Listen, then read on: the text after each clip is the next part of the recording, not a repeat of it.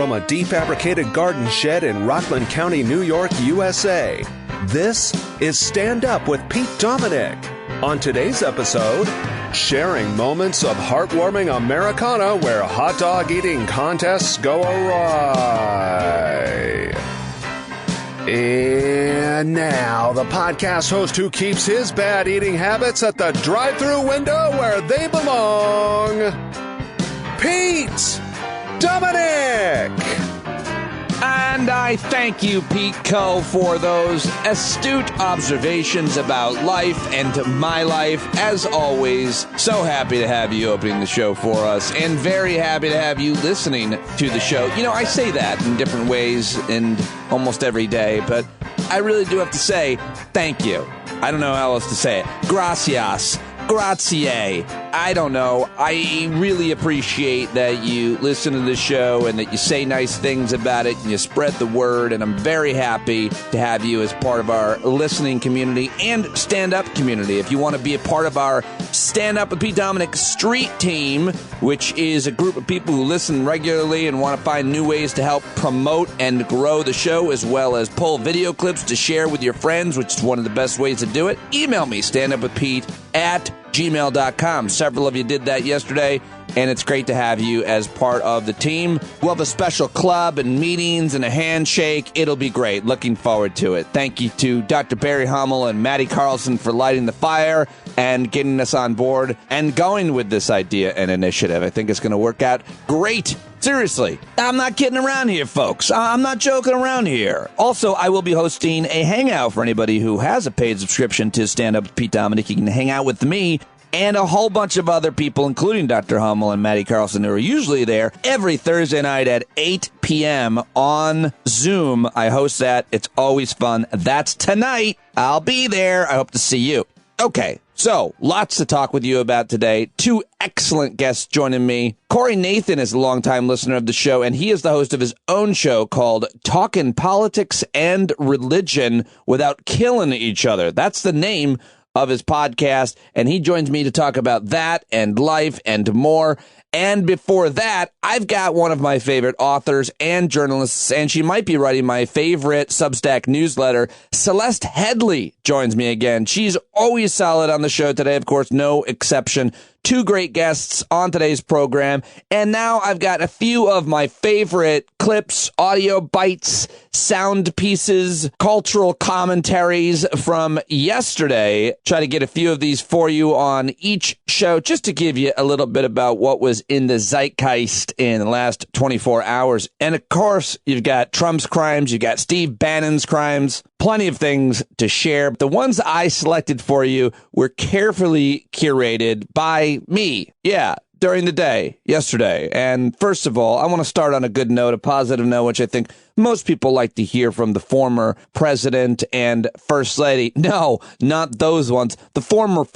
Michelle and Barack Obama were at the White House yesterday with the former vice president, now current president, former first lady, now current first lady. I should say former second lady, right?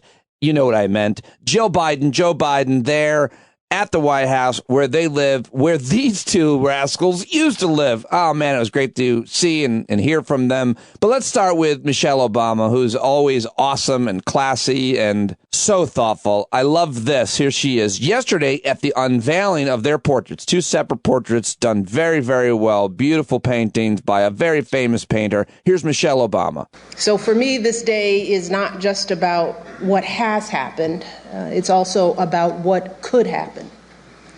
Because a girl like me, she was never supposed to be up there next to Jacqueline Kennedy and Dolly Madison.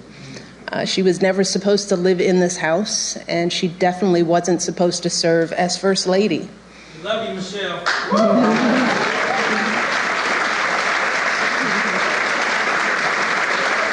you back.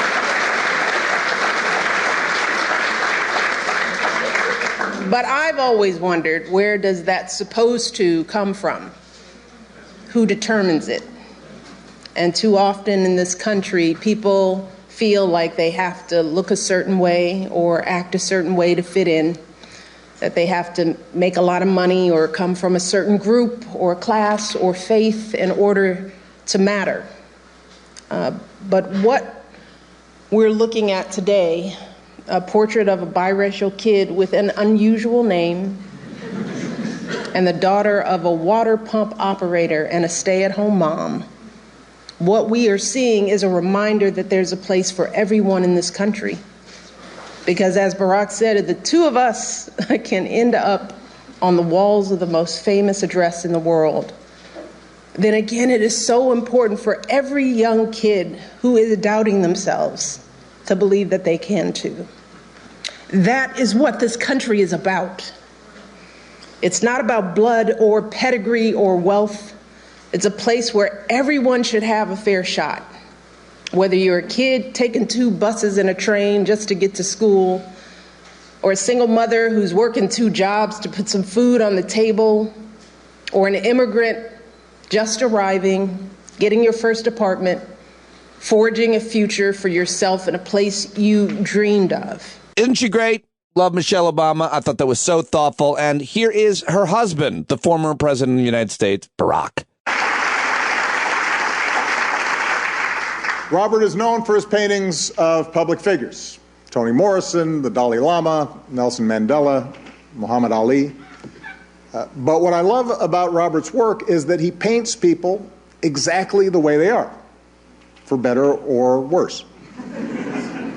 He captures every wrinkle on your face, every crease in your shirt.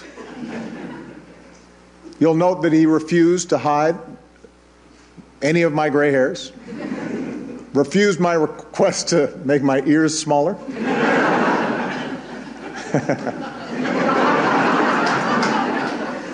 He also talked me out of wearing a tan suit, by the way.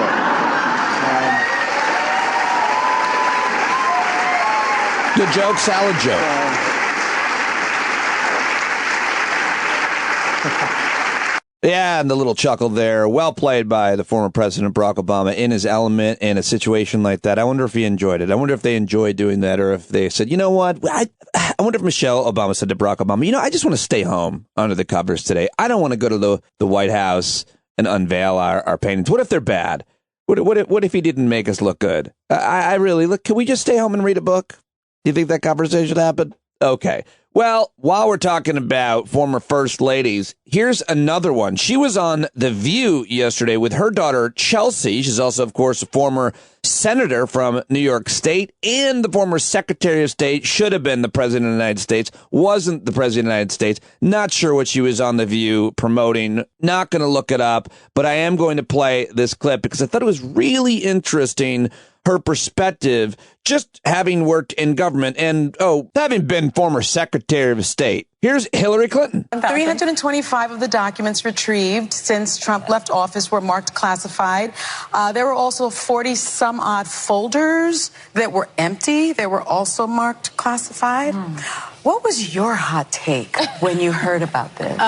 Well, look, I think this should be taken really seriously. And it's not a joking matter. And it shouldn't be partisan. No. And it shouldn't be partisan. No. It should concern every American, because those documents and the empty folders, as they were marked, suggest that there was really important secret information that is essential to our country's defense and security.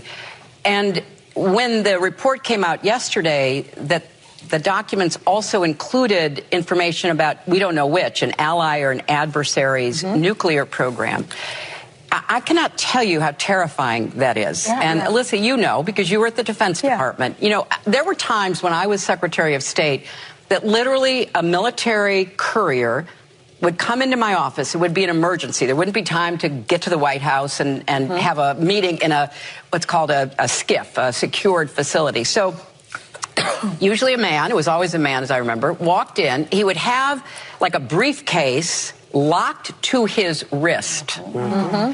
And he would come into my office and he would say, you have to look at this immediately, Secretary. He would unlock the briefcase. He would stand there. He would give me this document that had really delicate, secret information about something of importance. I would read it, then I would sign that I had read it. It would go back into the locked box, attached to his wrist, and off he would go. So I don't understand how these documents ended up where they are. I don't understand how he was permitted to take them, even to the residence, let alone to a country club in Florida. I don't understand it. Well, where was the guy with the lockbox? I don't know. That's what I'm asking. I don't know. What happened to him? I don't know. And the missing documents. I don't know. And it's, we don't have yet an understanding of what was in them. We're getting little dribs and drabs, like the nuclear posture of an ally or an adversary. But people literally die to get our government information. They go to prison. They get exiled. It's dangerous oftentimes. And the idea that this would have been done, I hope everybody takes really seriously. It is not some casual, try to come up with some, throwaway. It's not like an overdue library book. No, not like an overdue library book. Yeah, I don't know. First of all, Joy Behar is hilarious. And I'm not sure Hillary Clinton knows that somebody, I think one of Trump's current lawyers, defended these documents as being like, or maybe it was Marco Rubio, an unreturned library book. I forget who it was, but it's just such a crazy thing to say. And she, by the way, I will say what they were promoting because I looked it up while we were listening to that clip. And she was there with Chelsea Clinton to share about their new docuseries on Apple TV called Gutsy, which premieres this Friday and apparently highlights some of America's biggest heroines. So famous, important American women is what Gutsy's about. So that is why I would mention what it is. But Stephen Colbert had a lot of fun with the same issue on The Late Show on CBS last night.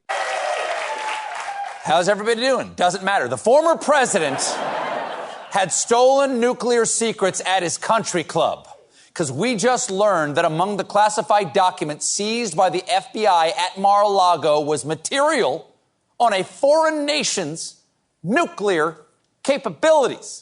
So this time, the ex-president wasn't just betraying our country. He brought in another country for a menage a treason. How? Wow. That's not cool. It's not okay. She's not into it. How do you explain this to our allies? Don't worry, Prime Minister. Your country's nuclear secrets are perfectly safe, stored at the Mar-a-Lago waffle bar between the syrup and the Nutella bucket. I go for a waffle. There's always room for a waffle. These kind of intelligence documents, keep in mind, are so top secret. The president himself has to declassify them so other people can see it. Even our senior national security officials are not allowed to see them without specific permission. And the fact that he had them is completely indefensible. So the people trying to defend him are instead focusing on the evidence picture the FBI took of them on the carpet. Like the ex-president's son, Eric. I can tell you, my father's a very, very neat guy. He doesn't leave documents staged all over an office floor. My dad.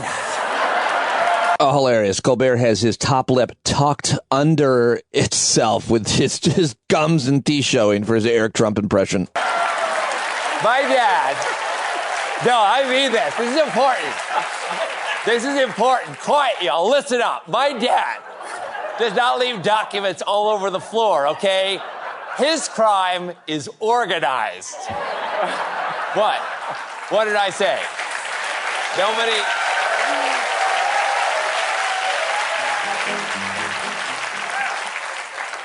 No one ever tells me what I say.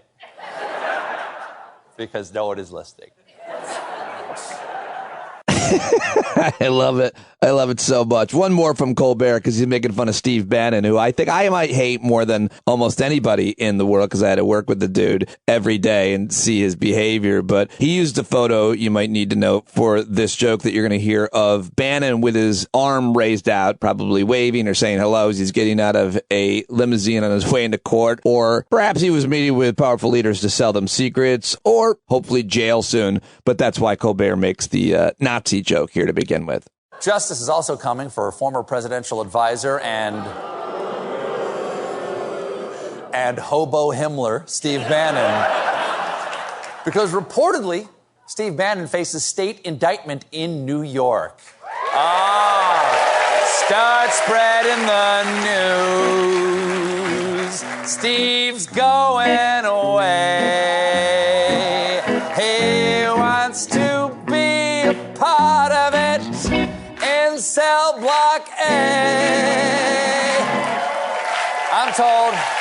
All right, Colbert on the Late Show, CBS last night. A couple of clips for you. Man, he can sing, and that was funny. And I really do hope that Steve Bannon ends up in jail. And it looks like he might. It looks like he very well might end up in jail. And he's been indicted for the same crime he was indicted by the federal government for, the Department of Justice, that Trump pardoned him. And now the New York State Attorney General is indicting him for charges related to his fundraising effort to build a wall along the southern U.S. border. Of course, he stole money from Trump supporters who were donating money for a wall, and he used it for himself. Apparently purchasing many black-collared shirts, ballpoint pens, hair gel, and probably paid a lot for sex. Not that there's anything wrong with that. He is the worst of the worst. He's Roy Cohn. He's Donald Trump, Rudy Giuliani, all these terrible type of people that would do such a thing. His attorney says he's expected apparently to plead not guilty when he's arraigned on the charges, and that's supposed to happen today. Ooh, I can't wait. Oh, and speaking of dirtbags, here's now one of the most powerful men in right-wing Christian nationalism media. It's Robert Prager saying slave owners, they might have been nice people. He said it, and here it is. The human being is a macro and a micro being among the many, many differences within each of us. There were undoubtedly many nice slaveholders in the South.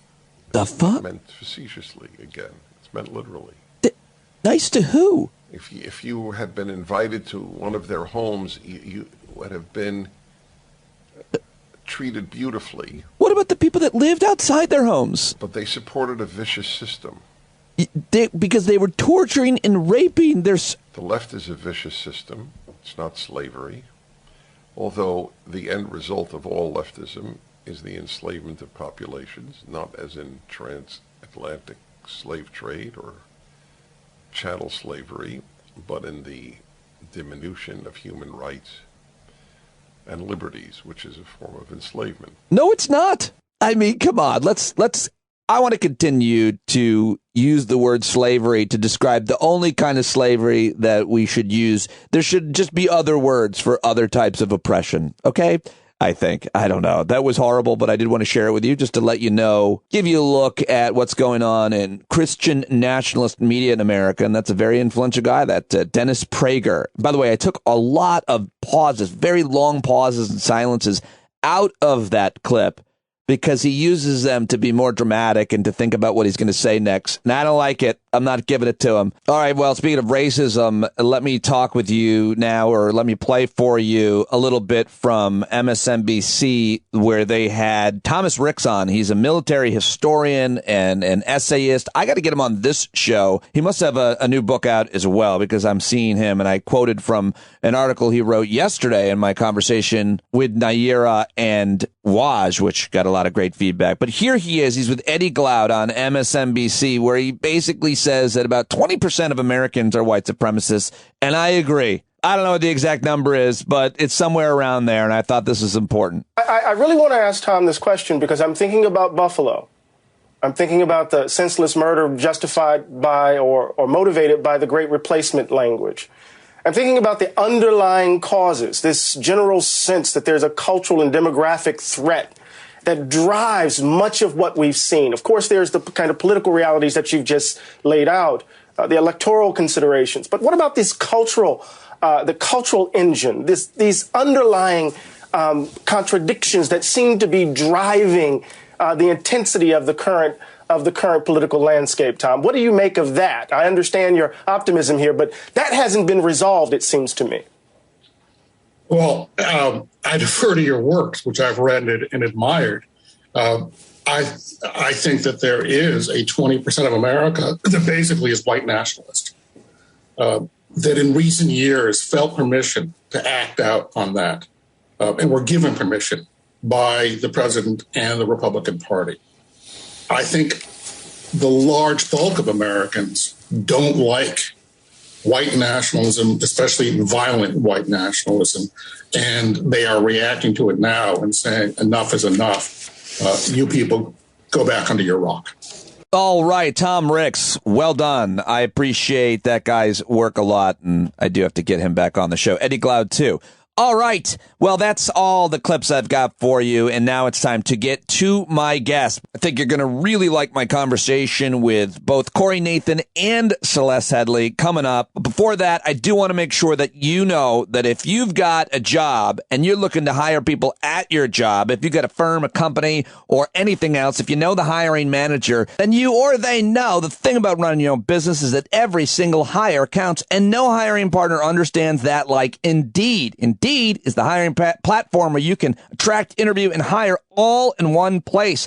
Find top talent fast with Indeed's suite of powerful hiring tools like Indeed Instant Match assessments and virtual interviews. You don't want to spend hours on multiple job sites looking for candidates with the right skills when you can do it all with Indeed. So if you hate waiting, then Indeed's U.S. data shows over 80% of Indeed employers find quality candidates whose resume on Indeed matches their job description the moment they sponsor a job. How about that? The moment you sponsor a job, you find great candidates. So use Instant Match on Indeed. You're going to find great candidates to hire, to work with at your firm, because Indeed knows that when you're doing everything for your company, you can't afford to overspend on hiring. Visit Indeed.com/standup to start hiring now. Just go to Indeed.com/standup. And in the minute I've been talking to you, 16 hires were made on Indeed, according to their data. So go check it out. Visit Indeed.com/standup right now. Terms and conditions apply. Cost per application pricing not available for everyone. If you need to hire,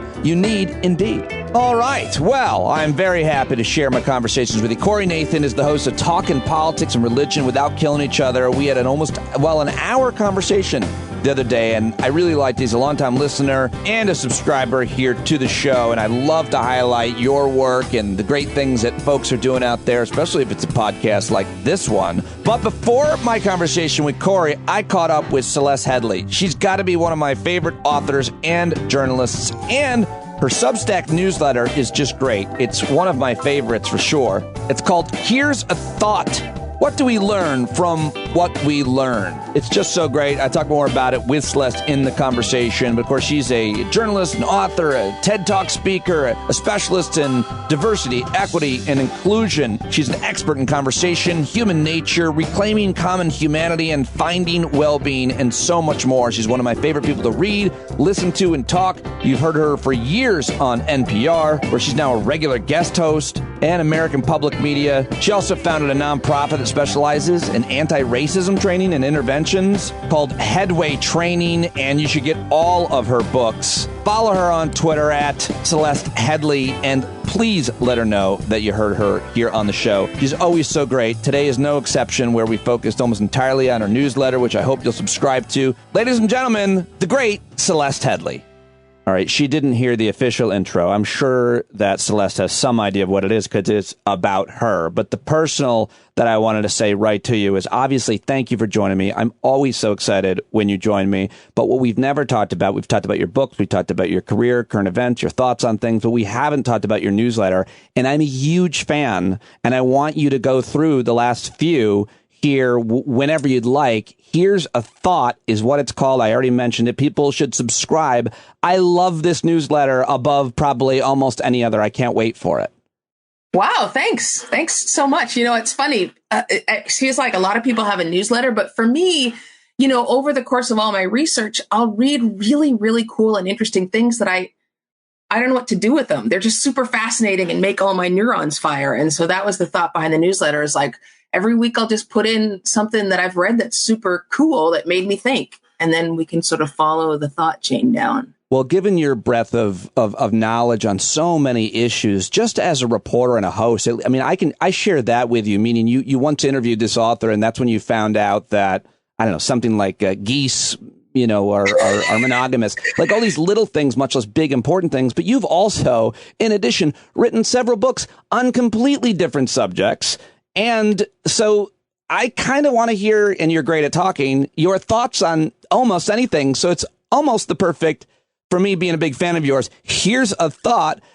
I don't care what you're writing about. And at first, I guess I thought it was going to be a little lighter given the subjects. But these are important, serious things. So I want to talk with you about a thought about zippers, a thought about personality types, a thought about making beds affected me in a way I can't wait to tell you about. But quickly, how would you describe your newsletter and why, of course, people should subscribe? Yeah, I think it's the way I describe it is like, here's something cool and interesting that maybe you haven't thought about before. And here's why perhaps there's more to digest and learn about this subject than maybe you realized, because there's more to learn about it than I realized. So I just kind of, I mean, it's edited, it's fact checked and edited, which many newsletters are not. That's super important to me. But it's also just, I'm sort of letting people follow my thought chain down, like in the way that I research. I just kind of write it exactly the way that I sort of dig into a subject. Well, I just want to say right now to everybody listening, you can thank me later for introducing you to Celeste's newsletter, because it really is just as you described, and it's just so good. And I didn't know it was edited, but I knew it was fact checked. You're a great journalist, and you're very thoughtful about a wide range of points of view, including the odious ones, much less the pseudoscience ones. You're an evidence-based journalist. That's how I've always seen you and thought about you. So yet I start with the newsletter about personality types, where you admit the verdict is still out, but I'm skeptical. I don't mean to give away your conclusion, but I do want to talk about this one, why it's important, and why, in this case, you're skeptical, because everybody knows what these things are, I think, but maybe they don't. Personality types, Celeste. Yeah, like almost everybody's done, like the Myers-Briggs is one of the super common ones. Yeah. I don't think a lot of people realize that Myers-Briggs it's not scientific. It essentially was a couple people that observed the people around them and said, hey, here's the sort of common threads of personalities that I see around me. And then they created these personality types and then created a test that sort of sorted people into that. That doesn't mean it's not valuable to some people. And I have heard from a lot of people who find those things very, very valuable. And I think for me, that was sort of what I wanted. One of the things I wanted to dig into, not only are personality typing tests valid, like scientifically valid, but also, what is it that people get out of them? Like, why do people love these tests so much? Do you like them? Do you like taking them? No, I don't like any of that stuff. None of it. It makes me feel like you're predetermining. I hate astrology because people start ascribing, like, I don't want to get in a fight with them about how it's just completely stupid. There's no science and nobody even that knows about it thinks there is. I just don't want you to think that because I'm a Scorpio, I'm an anything. I hate that. Don't decide that on me, much less a personality test, which certainly has a lot more to it. That might be true about a few things about me. And how's that going to affect the way now I don't like it. I don't even like those genetic tests, Celeste. So I don't know. Maybe that's me. That's my personality. Yeah, I don't like them either. And I find them to be, I find when I have to take like Myers-Briggs or whatever, I kind of find the results to be much like astrology. Like it's you know what I mean? Like a lot of the things they describe are personality traits that everybody has in some measure, right? Like everyone is aggressive sometimes and not aggressive sometimes. So I don't know. I'm very skeptical about them, but what I found over the course of my research is like, they're helpful to some people. And don't really know, we can't fully debunk them, I guess. Well, forgive me, but how do some people say that they are helpful? And I'm being ignorant here. I'm being obstinate a little bit, maybe. No, I don't think you're being ignorant and obstinate. It's a good question, I think, because there are people who say that taking these tests and then learning about other people's personality types has actually helped them interact with other people. The thing I hear most commonly is it helped me understand my coworkers better. It helped them understand someone else. And maybe it made them feel more patient with them. Like, for example, if somebody gets their personality test and they say, I'm a type A personality or whatever, maybe other people will be more likely to give them a pass if they are being nitpicky. They'll be like, oh, well, that's the kind of person that they are. But see, that's all fine and well and good. But I have been on this exploration about, all different kinds of philosophies. Specifically, I've always kind of been towards Buddhism. And like all that seems to be, if you just focused on compassion, even if a guy's a flaming asshole, if you work on that word, and I know you meditate and you're brilliant. So, I mean, that's where I'm at with that. Like, I don't necessarily need to know what might cause him to be an asshole. I just need to find somewhere, and it's hard, to have compassion for this dick. Yeah. And I also feel like one size fits one, right? Like another way to have compassion for someone is just to learn about them. Yes, specifically. Yeah. And I always teach people those 5 words you should ask almost all the time. When someone else's behavior is making you mad, you should ask yourself, what else could this mean? In other words, I'm interpreting them as being a dick or an asshole, impatient or whatever, nitpicky. And I think it's because they're a jerk. But what else could be going on here? What else could this behavior mean? Love that. Find out, because there could be other things going on that you don't know about that might help you to be more patient with them if you knew the backstory. So, yeah, you read the newsletter. I'm super skeptical of anything that sorts us into groups, because we already have so many of those short, fat, tall, rich, poor, skin colors, all of those things, that I'd rather people just ask questions about that individual. Very, very well said. Here's a thought on personality types and tests, and you should read that because Celeste does the work for you and puts it in the newsletter, which is why you should subscribe to Here's a Thought. But here's another reason, because you wrote a newsletter about zippers. And this is maybe the first one I read or that came into my inbox when I subscribed. And I was like, oh, Celeste is doing a fun thing about things. And I read it, and it was like, I was outraged by how much more difficult that it is that I even knew for women to wear clothes. So there's a lot in here, and it's so deep and important. And I knew very little about this. What would you say about this issue? I mean, I thought it was going to be light and frothy too. I'm like, okay, I've been digging into all these deep subjects. Let me just lighten it up here a little. But this is kind of what happens all the time, is like when you dig into the history of a lot of things, so the history is often problematic. I mean, that's the, I don't need to tell you, this is what history is like. Like, if you keep digging, you're going to end up in a crappy place. I know, but zippers I didn't think zippers were going to end up I couldn't see it coming. Yeah, I mean, the thing with zippers is, and I don't think men realize, there's no piece of men's clothing with a zipper that goes up the back. That doesn't really exist. You don't know anything about my Batman costume, but go ahead. So unless you have tried to get a zipper and done that contortion that you have to do to try to get a zipper zipped up your back, you don't really understand that women's clothing has been designed since time immemorial for us to have help. Like, it's designed to make us dependent on help from other people. It's extremely stupid. And, I think about this all the time, because like sometimes you'll be putting a bra on, you'll be like, why is this difficult? Like, why on earth would we make it difficult to put on a piece of clothing that we essentially have to wear every day? Yeah. That also is ridiculous. Yeah. And I also think it's just kind of interesting sometimes to figure out why things are the way they are. Yeah. There's so many things in our life that we just accept. We drive by them or walk by them or see them every day, and we don't even think, why is that like that? And oftentimes that's sort of what my newsletter is about, is like these things where I'm like, wait, this doesn't make sense to me. Why is this like this? and zippers is one of them. It's a totally feminist issue. I don't want to wear clothing that requires me to either get special equipment or get help. I mean, it's not that hard. I liked reading this because I learned a lot, and I can use it in a conversation with my daughters or with other people. Just like, hey, did you know? I mean, that's another thing that I love about your newsletter, including the next issue, which probably might have created some problems for people. I don't know if this was exactly the next one, but the one I want to talk about. Here's a thought, Celeste writes. That's, of course, the name of the newsletter. You must subscribe. about making beds. You've done, again, a deep dive, a lot of research. This issue was really triggering.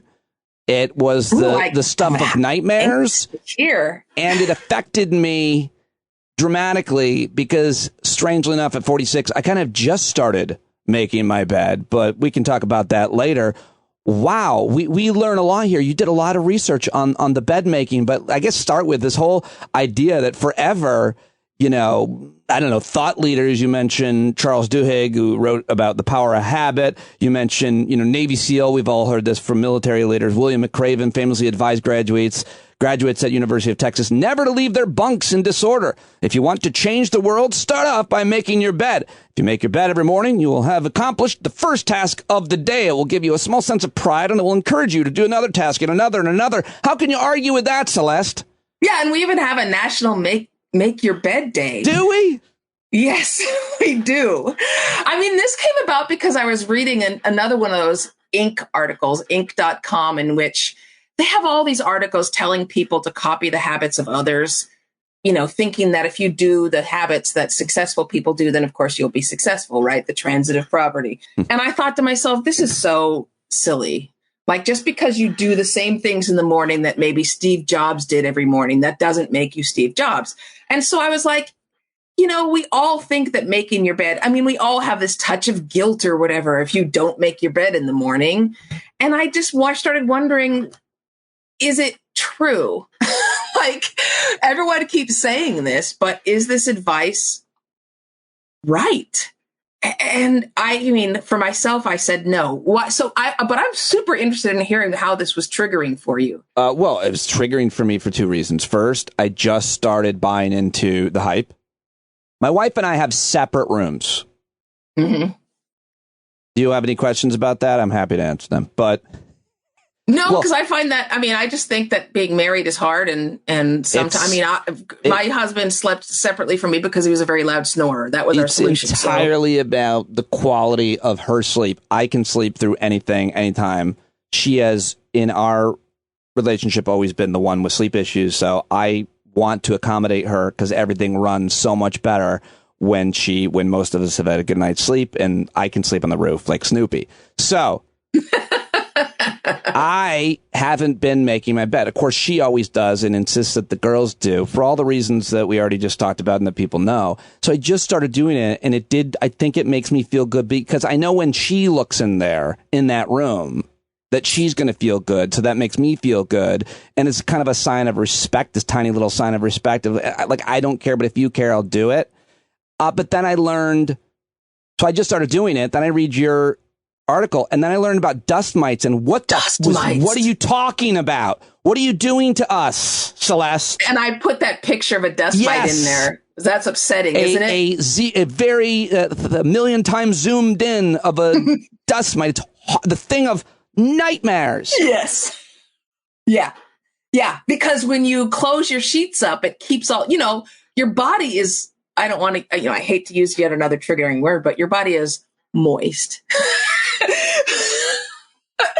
And so when you tuck your sheets in and make your bed, all that moisture is kept inside your bed. And that is exactly all that dead skin and water of one type of liquid is exactly what dust mites love. And so they will start multiplying, and they multiply super quickly. I think I included some scientist in there talking about you know, thousands and thousands, most of what's in your sheets is dust mites. Yeah, I don't know. People, I wanted people to subscribe to the newsletter. Now they're like, do I want to know everything? You do. You do. I wanted to know that you have the right to decide. But I think, I don't think we learn how to get rid of dust mites. Is it just wash the sheets? Oh, wait.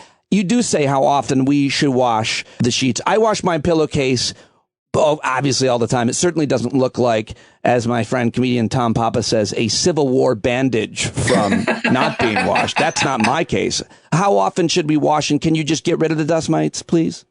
You can. I mean, you're supposed to wash your sheets every 2 weeks. Okay. So I don't make my bed anymore, but in order to make it look neat, I sort of flip them over the end you can't, I used to roll them up, but then when you roll them up, all you're doing is rolling the dust mites up into the sheets, right? Like you're trying to air it out. So another thing that I'll do is in the morning when I get up, all I have is like a top sheet and a comforter. So I'll just pick them up and I'll flap them and, get some air in there. I mean, you need to make sure your sheets are getting completely dried out. It's that air circulation that kills the dust mites. And full disclosure, Celeste is sponsored by laundry detergent company as well as a bed sheet, sleepies, mattresses. Is that national? Everybody get that? Well, the other thing, really important thing that you mentioned in here, I almost forgot. This is the most important thing. There's some good research, apparently. You can get hurt making your bed, especially as you get older. And I mean, all of us have pulled a muscle just reaching for a thing. And there's some good research, right? You can actually tweak a something. Yeah, the Canadian Medical Association talked about the mechanics of straightening the corners and fluffing the pillows is physically injurious and adversely affects the mental well-being of our population. I mean, I didn't know any of this. I mean, to be fair, by the time I get to the end, I'm like, look, making your bed might make you feel great in the morning. And if that's the case, you might want to just wash your sheets more often and keep making your bed. That seems to me to be totally okay. I like your compromise of just kind of half-assing it and maybe pulling it, the blanket or whatever back, folding it back just to make it look decent, fluff up the pillows if you've got more than one. I have one very flat pillow and one body pillow. That is my truth. I liberate it whenever possible. I have to have something between my knees. I can't. It drives me nuts. Same. Yeah, okay. I'm the same. So read that one, of course. The final one I wanted to talk about, I wanted to spend the rest of the time talking about because this is like maybe 4 parts. Is it in total 4 parts or is it? I think might be 5. Yeah. Well, there's an original. Yeah. I don't even know at this point if it's still appropriate for Here's a Thought because now it's like long form, this idea, but it still certainly starts with the premise. You get to decide apparently what's appropriate to your publication. But the point is, here's a thought about dog whistles. And I mean, there's so much to this. Where do we start about where this started for you? So it started out with a tweet. Yes. Where somebody started talking about identity politics and saying they're so sick of identity politics. And I was like, I think identity politics might be a dog whistle. I wonder if it is. And so I just started looking into it. And, I did not in any way, shape, or form intend this to be a 5-parter. I intended this to be a one-off.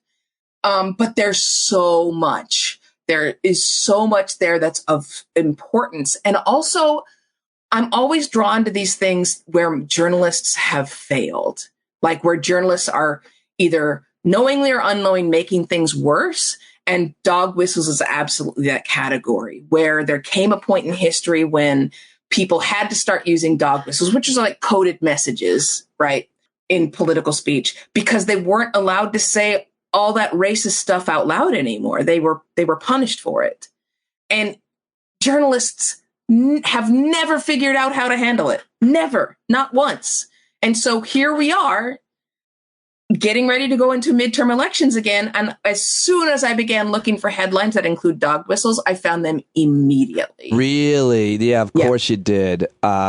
Here's an incomplete list of remarks that are subtly discriminatory, but used regularly by politicians, journalists, and commentators.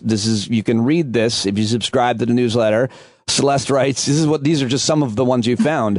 Urban, inner city, globalist, cosmopolitan, New York values, welfare recipient, mother program, etc. Small business, officer involved shooting, super predator, woke, economic anxiety, silent majority, critical race theory, international banks, law and order, forced busing, federal intervention, decent people, anchor babies, crack babies, nanny state, thug, illegal alien, Muslim shit. I almost nailed it. Muslim terrorist. Well, anyway, it goes on and on and on. I mean, how do you classify something as qualifying as a dog whistle the way that you define it and write about it here? So they've actually done a lot of research on dog whistles. And, a dog whistle is effective when it has a subconscious effect on people or when a certain group hears it and everyone else thinks it's innocuous language, right? Like a really good example is Dred Scott.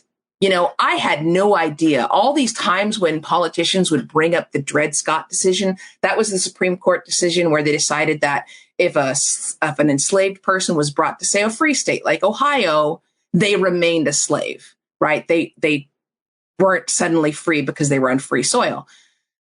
So people would bring up Dred Scott all the time. I didn't know what that meant. And that's a classic dog whistle because the people who were in the club, which would be the anti-abortion club, understood what that meant. That meant the Supreme Court has made bad decisions in the past and they've been overturned. That's what that meant. And that's why people like George W. Bush and all the others would talk about Dred Scott. So that's sort of your classic dog whistle. And, you know, when they're effective because sometimes they act on your subconscious.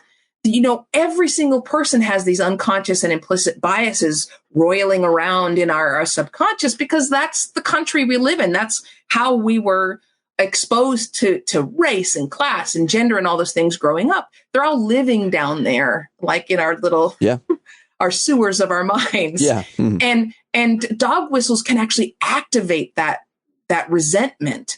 And without us even realizing it, influence the way that we vote. And if you look back through voting history, it has been used incredibly effectively to get people, especially white people, middle income, working class white people, to vote against their own interests.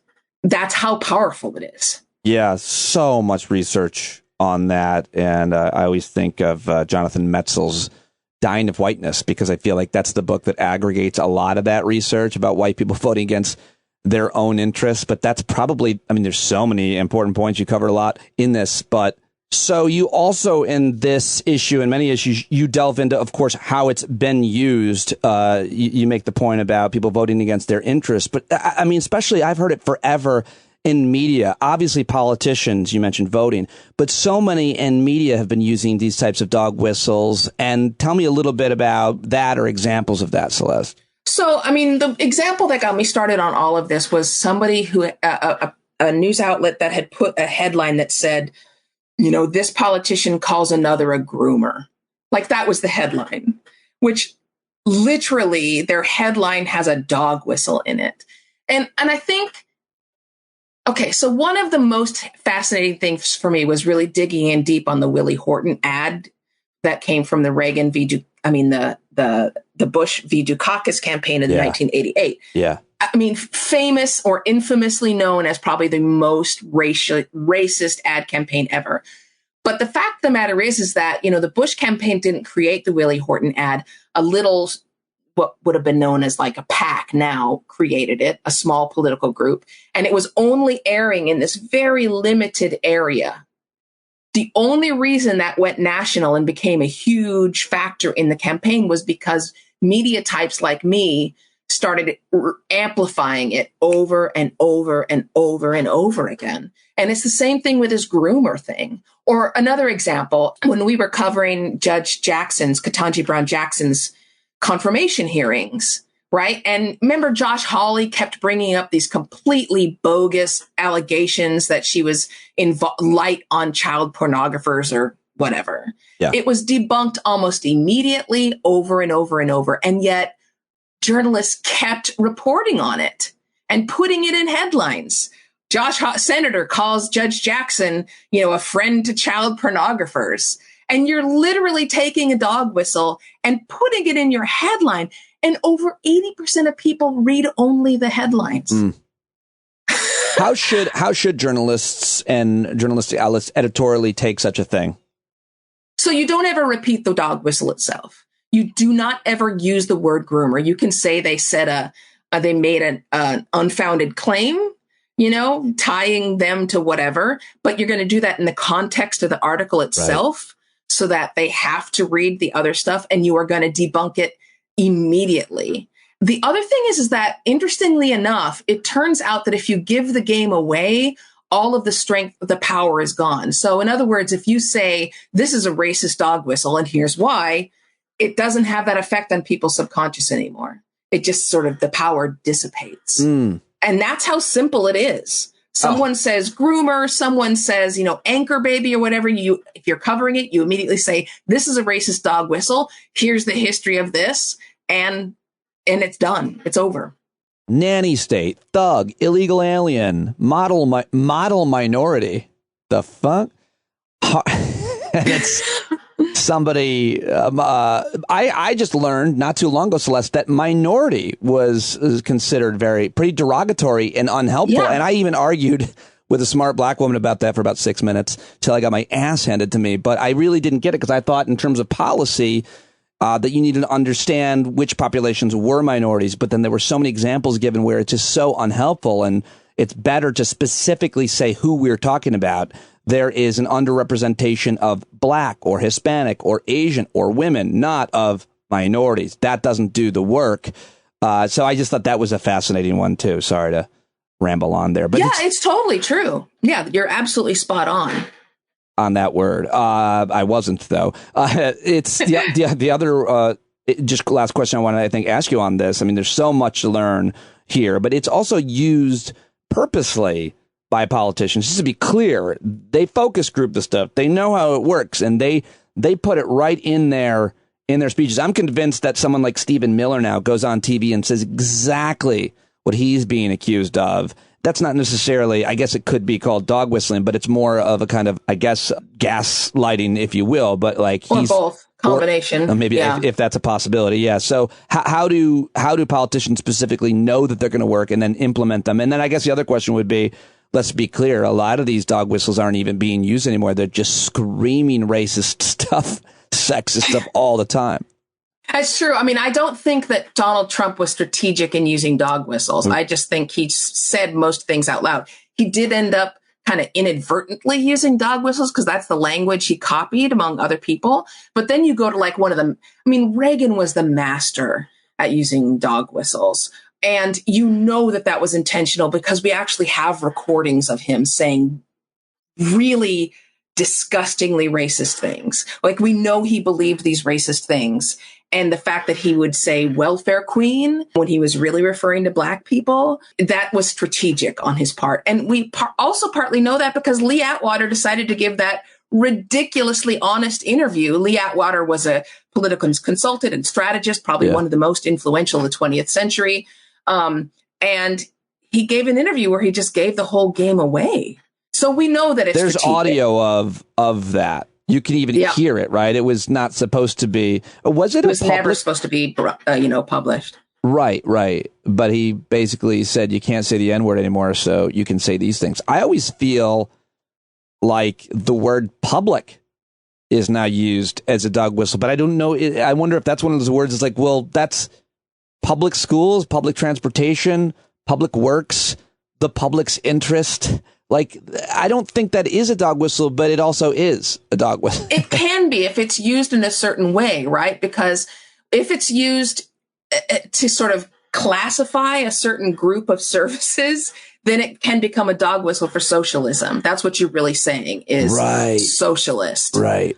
And we also know that anything that refers to like government support, the government safety net, people associate almost immediately with Black Americans, which is ridiculous because white Americans are the number one consumers of government support. And yet these dog whistles have been so successful over the years that people associate them with African Americans. I always say that about the word welfare. Where are you on welfare? And my dad taught me this one. Well, which corporation do you want to talk about? Because that always gets used to talk about poor people, but poor people are, generally speaking, the hardest working people. And we're talking about corporate welfare, where these are the people that are, let's just say they're doing the best. So I always found that one to be a dog whistle, obviously, and a trigger point.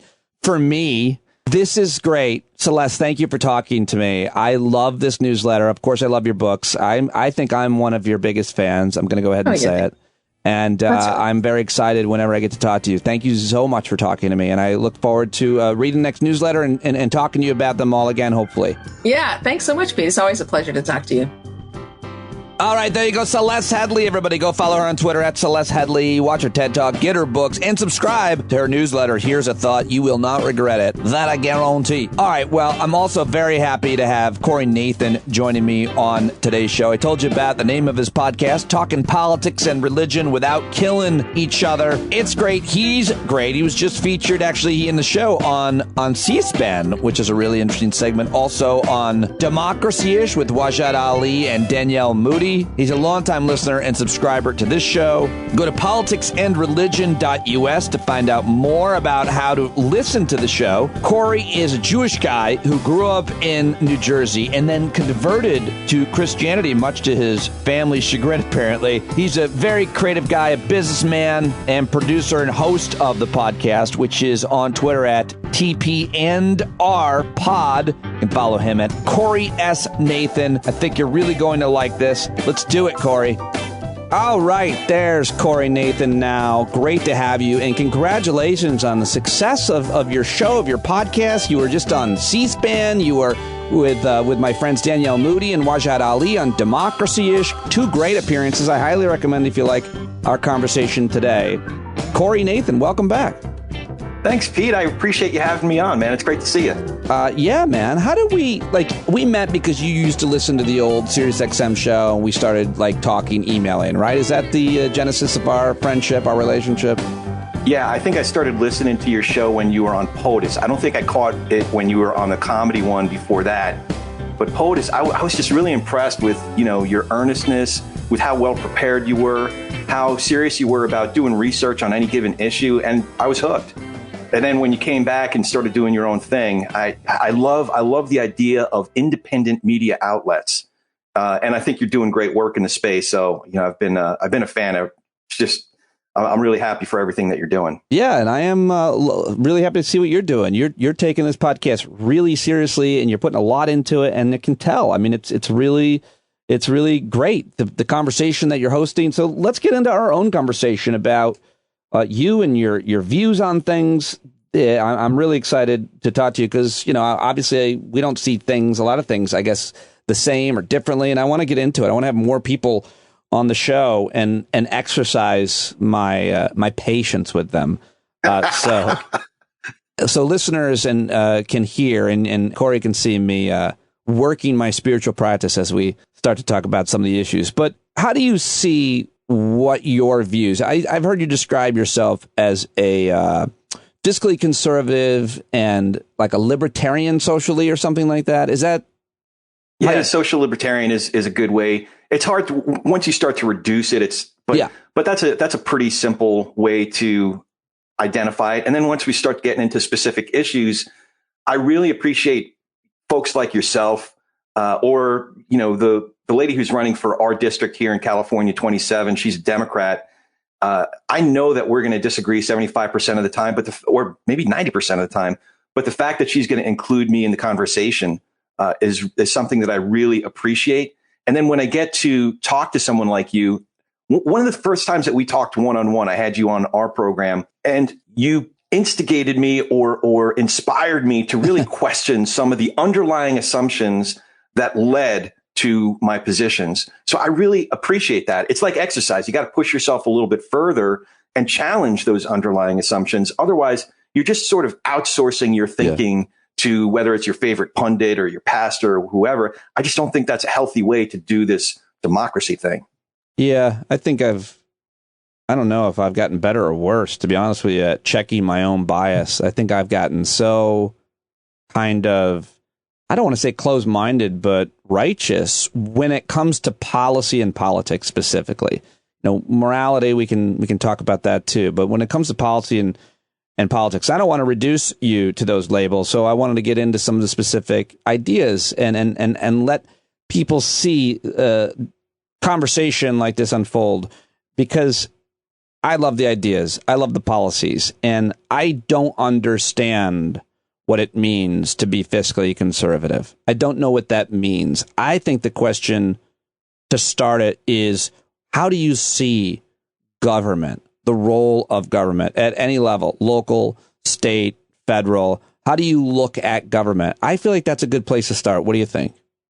Yeah, so to be clear, you're not going to catch me being really adamant about too many, if any, specific policies. Yeah. What I am really passionate about is the process by which we arrive at those conclusions, the process by which we discuss it in the, village square, or the virtual village square, if you will, in order to allow me to arrive at how I'm actually going to check off a box and make that vote. So I'm much more passionate about that. I'm much more passionate about the philosophical lenses through which we arrive at larger conceptual ideas. So, if you're trying to understand, say, a fiscal conservative viewpoint, and you're listening to, I don't know, Dobbs or somebody like that, I don't think that's a good place to start. I think a really good place to start is with, if you have an appetite for it, maybe a great philosopher like Edmund Burke, or maybe somebody a little bit less ancient like William F. Buckley, or even Thomas Sowell, a guy who's African-American guy, scholar. I think he's still teaching at Stanford. So I like to read somebody who's more robust in their thinking when it comes to fiscal conservatives, as opposed to listening to just like pundits, talking heads that are firing off talking points. That's not a great way to understand a different point of view on that stuff. I agree, although I got triggered by all three of the names you mentioned. I'm trying to impress you, Pete. Particularly so I was watching. I go down to YouTube. I think everybody does. I watch a lot of the firing line, the old Buckley stuff. William F. Buckley. I enjoy watching that. I wish we were having conversations like that. I still found him to be putrid in both his behavior and his views, but nonetheless, I still don't. I still want to drill down and stay on that idea about, because when you mention those guys, I think that goes back to my original question, which is, how do you see the role of government? And when I hear fiscal conservative, all I hear is someone who just wants to take taxpayer money and use it for their own company, corporation, or business, because everybody's feeding at the trough that is that revenue. But what should government be for? It should be for the public's interest. And I hear fiscal conservatives, and all I hear is people who just want to keep the money for themselves and not help anybody with money. It all sounds like an immoral. It really does sound like an immoral position to me, because you don't really care that much about other people. But go ahead. What do you think about it? I think people suck, and I just want to step on everybody, and that's my moral framework. I don't think you think that. I just want to hear your. I've gotten to know you really well. I think you're a really good guy personally, but like your views of what government should do for people. If you lean more towards one way. I mean, I don't know. I don't want to assume anything about what you think. So you tell me what you think. So, so to back up a little bit about what is the government for? So I think there's the government does not give us our rights. I think the government is there to protect certain, if you want to think of it as God-given rights or self-evident rights, if you will. So the government is there for that. Now, if you get into the fiscal side of it, I'm not an absolutist when it comes to free market principles. So I do believe in a social safety net. I do believe, listen, my parents are getting older. They're in their 70s. I appreciate the fact that they're able to live a comfortable lifestyle, partly because of them putting away. So that's their responsibility and what they did and what they planned for, but also partly because they benefit from Social Security and Medicare. So I believe in a general social safety net. I also understand that some folks were born on, round in third, let alone on second base or first base. So and then there are some folks who aren't even allowed to get out of the dugout because of institutional biases, the stacking of the deck institutionally. So I understand that. And that's where the conversation comes in. That's where I benefit from talking to somebody like Wajahat Ali or Danielle Moody or you, because I understand specific issues better as they come up.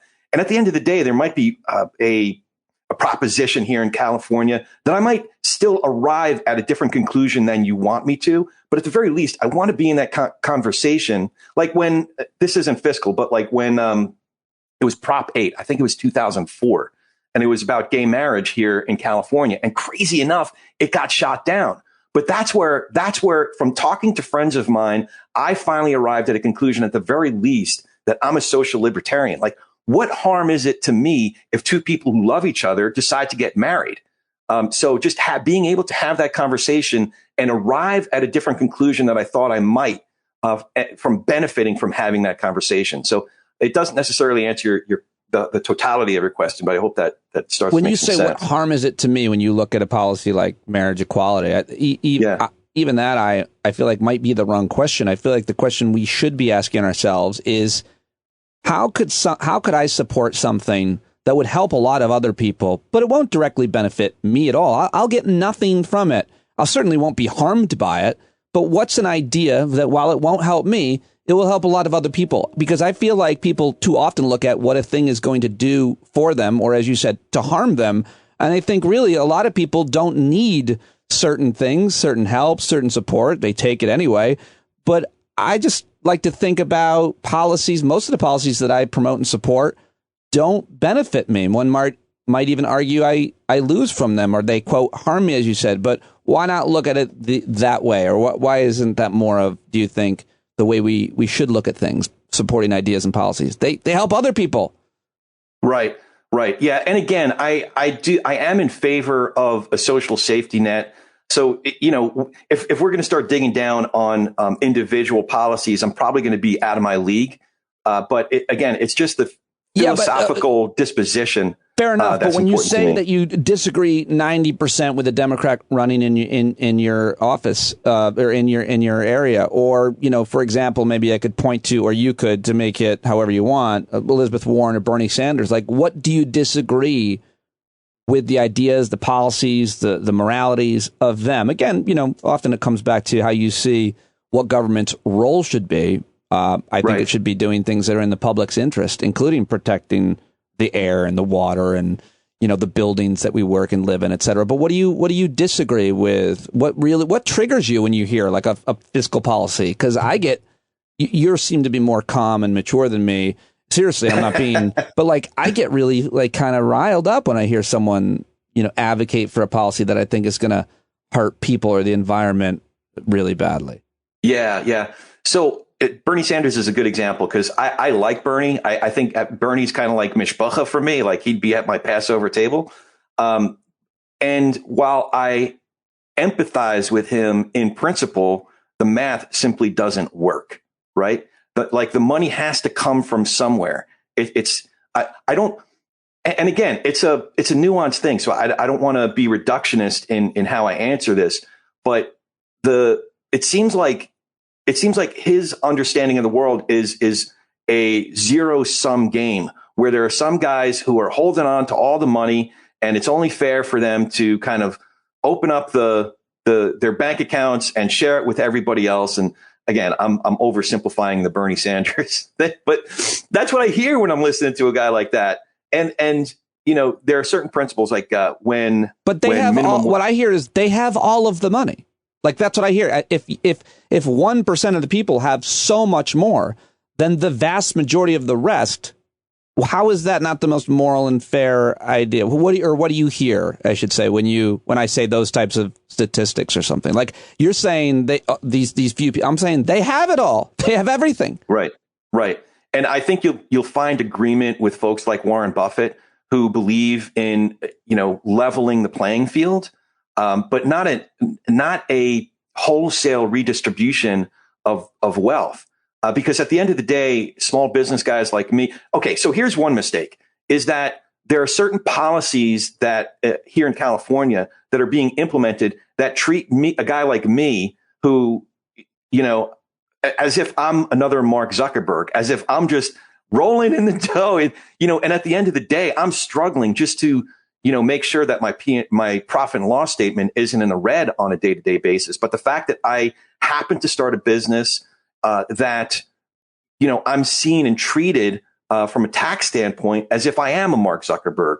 And I just don't think that's a healthy way to look at things. Yeah, I wondered about that. Maybe you told me something like that before, and I don't want you to have to get too much into your own personal finances. That's not why you're here. But I did think that maybe you had said something before, and this was your view, because, and this is, I feel like, where it really does come down to it with a lot of people. It's really tax policy for a lot of people. And I think that if I were to minimize your view, it's like, hey, listen, if you're taking too much money from me and I'm not getting to keep enough of it, and I don't agree with what you're doing with that money in terms of, as you refer to it, as redistributing it. Is that like, am I somewhere warm to what your kind of view is, or no? Is there more? Something like that. Let me give you a very specific one. And this is where I really appreciated Christy Smith, the Democrat running for California 27. At the time, she was in the state assembly, and it was in the midst of the minimum wage fight here in California. And again, it was one of those policies where, in principle, I got a bunch of folks that are working for me that are awesome people. And I really, like, one of the joys that I had in creating that business was the opportunity to create opportunities for others. And this is you can check with my partners. This is not a lie. It was not until the 10-year anniversary of that business, the very day, it was December 15th, that I took the first dime out of that business I could, because I was putting them before myself. I wanted the business to succeed. And I had, I had to work another full-time job, basically, in order to keep this business going. It wasn't until the 10-year anniversary that I was able to take one dime out of that business. So I cared about my people, but there was other problems with minimum wage. Again, it wasn't the principle of it. I wanted my people to do well. I wanted the folks on our team to be able to live a decent lifestyle and raise a family and all that stuff. But with minimum wage, there were certain factors that also were triggered by the wages I was paying my guys. So the thing that Christy did when she was in state assembly is she began to understand that. She allowed me to be a part of the conversation in her small business committee. And she understand, just for one example, that every dollar that I pay my guys, I have workers' comp that I have to pay. And workers' comp is tied to their wages. So I said, at least give me some relief on the workers' comp, because we're under janitorial, so it's a high workers' comp. And I said, I can't, every dime that I pay every dollar that I pay these guys, I'm going to have to pay another 40 cents over and above what I'm paying them. It's going into insurance companies' pockets and not my guys' pockets. So give me a little bit of relief so that I can raise those minimum wage. I thought that was an example of, I'm not against it in principle, but the math is against it. And if it goes as is, this business is not going to be able to survive. So where can we find some other way to give us some relief, not me, but the business some relief to make the math work out? I don't know. Does that make sense? Of Not really, not without the details of it. I mean, when I hear you say that, I think Crimea River. You're mad that you don't want to have to pay more workers' comp. And when you hear someone like me say that, you're like, fuck off, dude. I've been working really hard at this business and I got all these people working, I would imagine. So, but I don't know. I always have such a hard time finding the kind of empathy that someone describing the situation the way you did. And I guess it's just because I don't know enough about running my own business. I mean, it's just me in a shed and I've never done that. And I've worked for other businesses, but I always look at it and say, all right, even if I bought that scenario, and that was out of balance, what you were paying your minimum wage employees, what you had to pay for workers' comp, because it's, janitorial services, I think you said. Like, even if I bought that, I would still think, well, it's Republicans that are rigging that system that way. 100%, because they don't even want your small business to exist, because they're being lobbied by really big business. And so when you earlier said something about they tax you like you're Mark Zuckerberg, like that's the worst kind of thing I feel like to hear. Like, what am I not understanding? If you're in that bracket, you're making so much money. I just don't get how someone could be making so much money and then turn around and be like, I don't have any money. Okay, so you bring up a good point. So when I say that, or I often say, I'm sorry, one more thing. I often, like, it's all perspective, right? Like, I can look at myself and describe if I'm wealthy or if I'm better off. It's like somebody like, I can't pay my bill. And then I look around, I'm like, you have the nicest home, cars, your kids are in private school. I can't for 1 second hear you complain. Your entire life is amazing. Now, I have no idea about yours, Corey, but that's often what I think when I look around at someone saying, I have to pay so much. I'm like, you have a snowmobile connected to a four-wheeler with a pool in a second home. I can't hear you tell me you're not, whatever. I'm not saying that at all is your situation. I'm just telling you what the generalizations and assumptions I make. Yeah. No, you just sort of illustrated the point I was trying to make before, that it wasn't about how much money I'm making. The assumption is that because I own a business, I'm making hundreds of thousands and millions of dollars, and that my lifestyle is great. The truth is, as a small business owner, that's not always the case. To put some real meat on those bones, when 2008 hit, it took a few years, but we had to make this really awful decision. It came in at the end of 2012, where I had this other business, and I had to decide, do I meet payroll?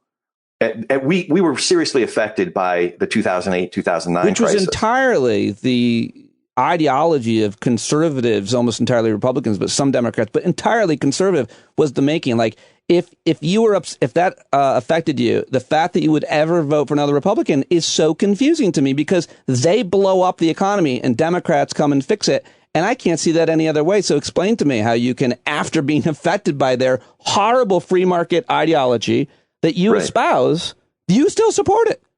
Wait. Hold on. I'm not going to defend something that I don't fully believe in. The point that I was making is that in late 2012, I had to make that decision. Do I meet payroll or do I pay my mortgage? And I decided to meet payroll. We ultimately, by 2015, we ultimately lost our house. But that's the decision that I made. But I think, just again, it goes to philosophy. I'm not, and if you're going to try to get me to defend, especially today's GOP, come on. No, I'm not. You can defend any day's GOP. You mentioned Sol and Buckley and Burke, and you could throw in a whole bunch of other of those types of thinkers. I think they're completely morally bankrupt. I think their arithmetic never adds up. I think their policies destroy communities and states and the country. All these conservative fiscal policies have destroyed the country, and it's progressive or democratic policies that have built the country. I mean, yesterday's conservative and today's conservative hates anything public education, which built this country. It's been under assault forever to try to privatize it and pick winners and losers in elementary school by who gets to go to a charter. I mean, anytime you want, defend any era of conservative fiscal policy, but mostly just go back to 2008. You lost your house because of free market ideology that you still support. No, hold on. It was the abuse of certain policies. It wasn't the policies themselves. No, you're wrong. It was the deregulation of the financial regulations. That was conservative ideology. You've got the diagnosis wrong. It wasn't the abuse. It wasn't poor people. You think it was poor people buying homes they couldn't afford? No. I mean, there's a billion books. There's no argument here, Corey. It was definitely the deregulation of the financial industry that is the reason you lost your house. No? That allowed for the abuse of this certain system. Sure, that allowed for the abuse, but it was the lobbyist. It was the years and years of conservative fiscal lobbying to say, we no longer need these rules that protected Americans for 75 years. Right. And as soon as they got rid of them. So what do you think of some of my favorite writers today are people like Pete Wehner, Will Salatan, David Brooks. I know some of those guys you probably dig more than others, but what do you think of guys like that? Well, I think Wehner is this kind of like, I guess you could call moderate or honest philosophical Christian, I think I would describe him. He seems to have a moral conscience. I like to read his views. I think David Brooks is just been wrong so often. Is morally bankrupt. I know him. I didn't even like him that much as a person. He wasn't overly friendly to me over the years when I'd see him in Aspen. He's one of those kind of social climbers, and that's how he got there, because it wasn't his ideas. I don't take him seriously. Even his writing, I'm no writer and I shouldn't criticize, but when I still really liked Matt Taibbi's views, he used to do this thing where he destroyed David Brooks' terrible writing style. But I mean, he's always been on the wrong side of things, even though he's not like a fundamentalist or something. And who is the other one you mentioned? I'm not as familiar with Will Salatan, although I think I like him. Yeah.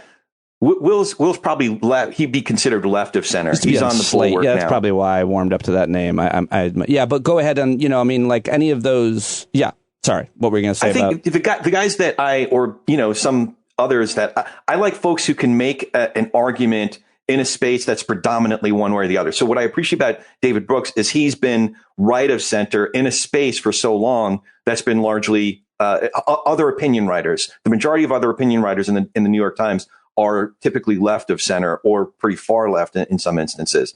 So I appreciate somebody like George Will who can make a case in the Washington Post in that environment. But George Will, I agree with you. I hear what you're saying. But the thing that when I look at writers I think we're kind of mostly focused on people who write a lot about economics. Yeah. How do you score people, pundits, analysts? Because I have always scored them that if they said a thing was going to happen, if a policy was put in place or removed, and it did or didn't happen, then your credit with me as your reader, subscriber goes up. And I've tried to never be a guy who, predicted anything because I've never gotten anything right.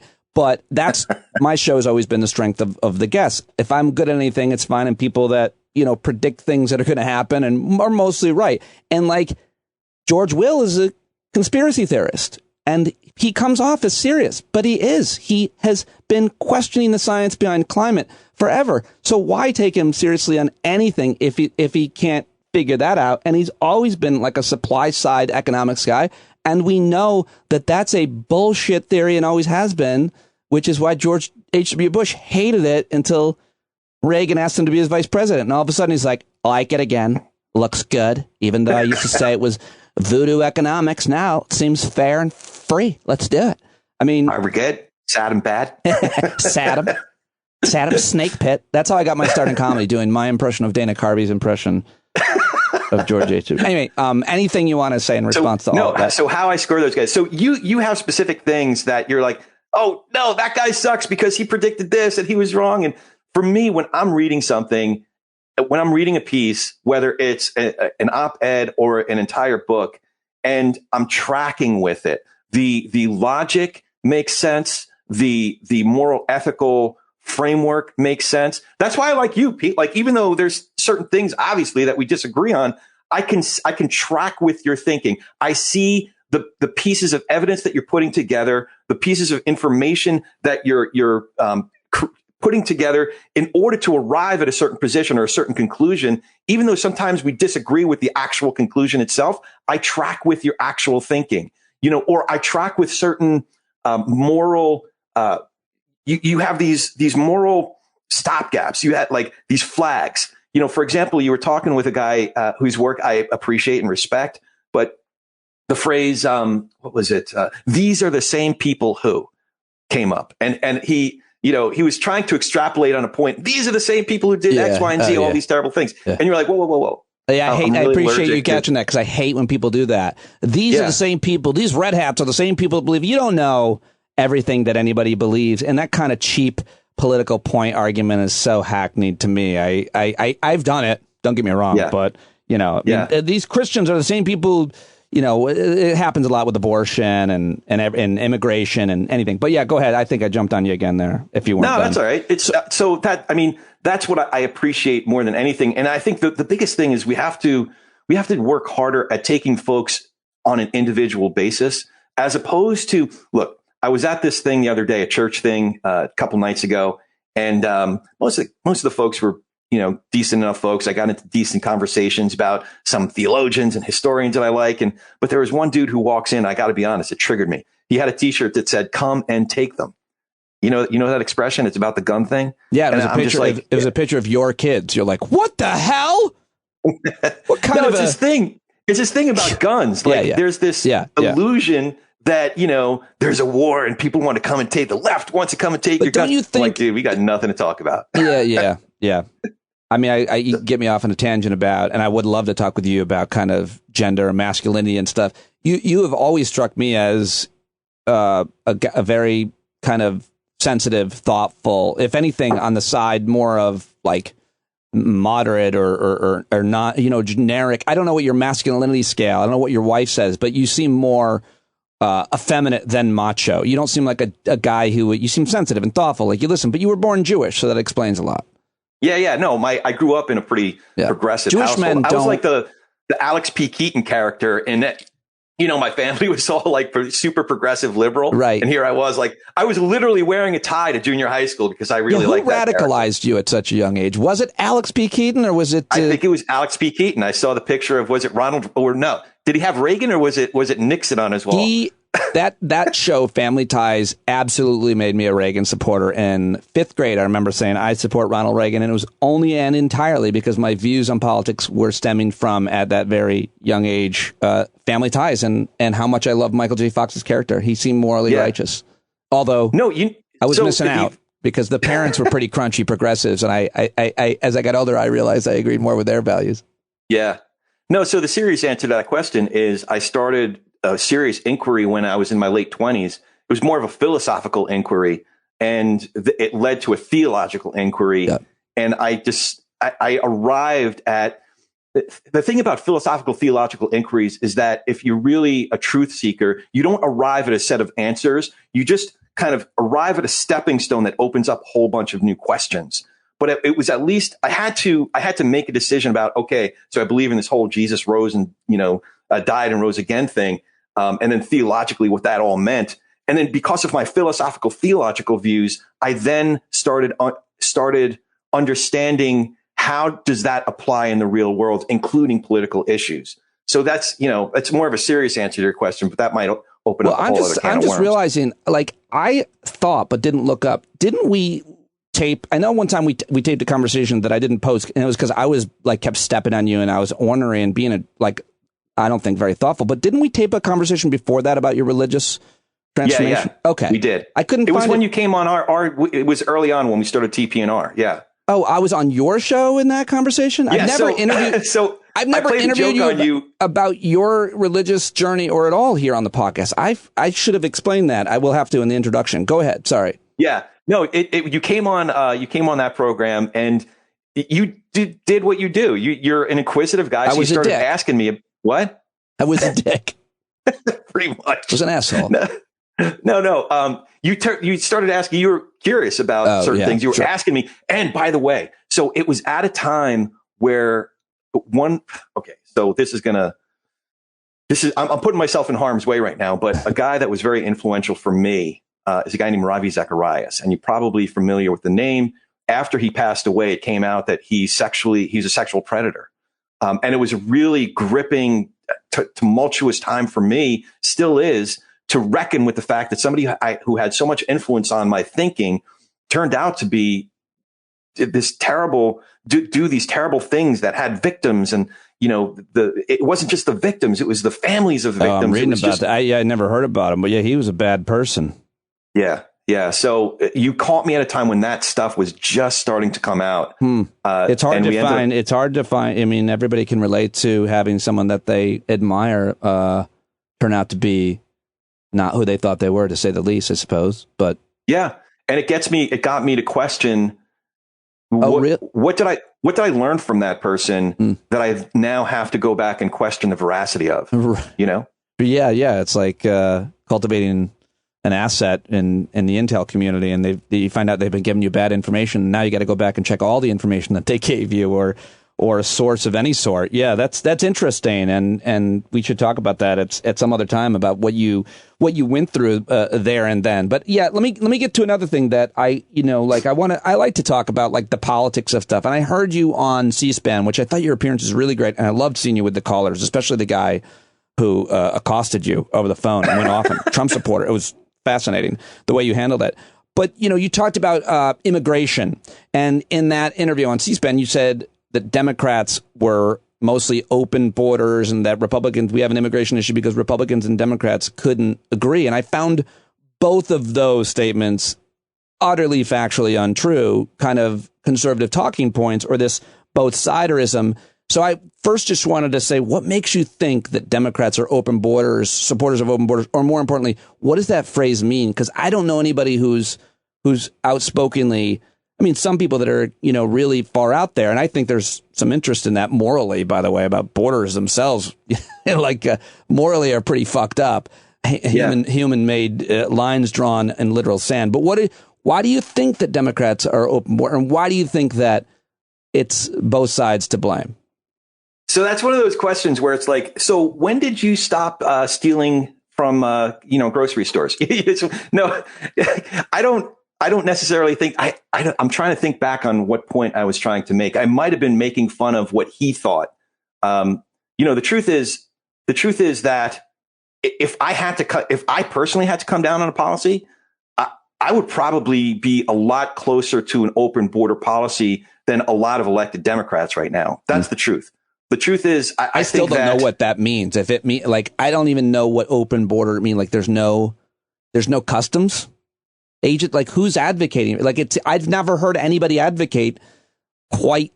It's certainly no one in power. Maybe, I don't know. I haven't paid enough attention to the issue. But when it comes to that issue, as a moral guy, like, I wonder what you think of something like the idea that if I brought my kids into America illegally, and when they were, infants or toddlers, and they grew up here, that that you would support kicking them out. I'm referring, of course, to DACA. No, absolutely not. But then what?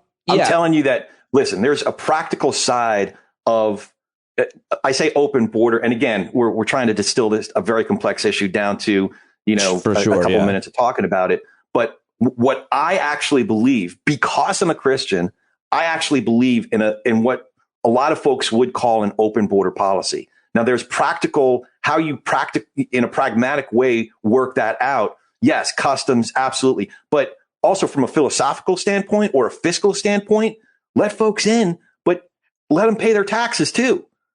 So I am not in favor of kicking folks out. I am not in favor of child separation. I am so not in favor of it. I thought that was an abomination, but in every sense of the word. Yeah. So, but I mean, I just always get hung up on that issue, immigration, because I have a great talking point on that one, which isn't a talking point, it's just a historical point about how when I was covering that issue for SiriusXM for POTUS, as you mentioned, I'm paying really close attention to views in both parties and so on. But in the immigration debate of 2013, when Barack Obama, Democrat, was president, the U.S. Senate, along with, I think, 8 or 10 Republicans, including Marco Rubio, voted for what was called comprehensive immigration reform. It basically did everything. Everybody got their wish in a list. Republicans got all the security stuff. I mean, not everybody got everything they wanted, obviously, but it was a real compromise. It was a real big deal. And then the House, run by Republican John Boehner at the time, didn't even take it up for a vote. They wouldn't vote on it. John Boehner wouldn't vote on it because there was concern that it would pass. And if it passed, it would be such a huge loser for Republican Party politics. I've heard you make these kind of points before, as using it as a wedge issue.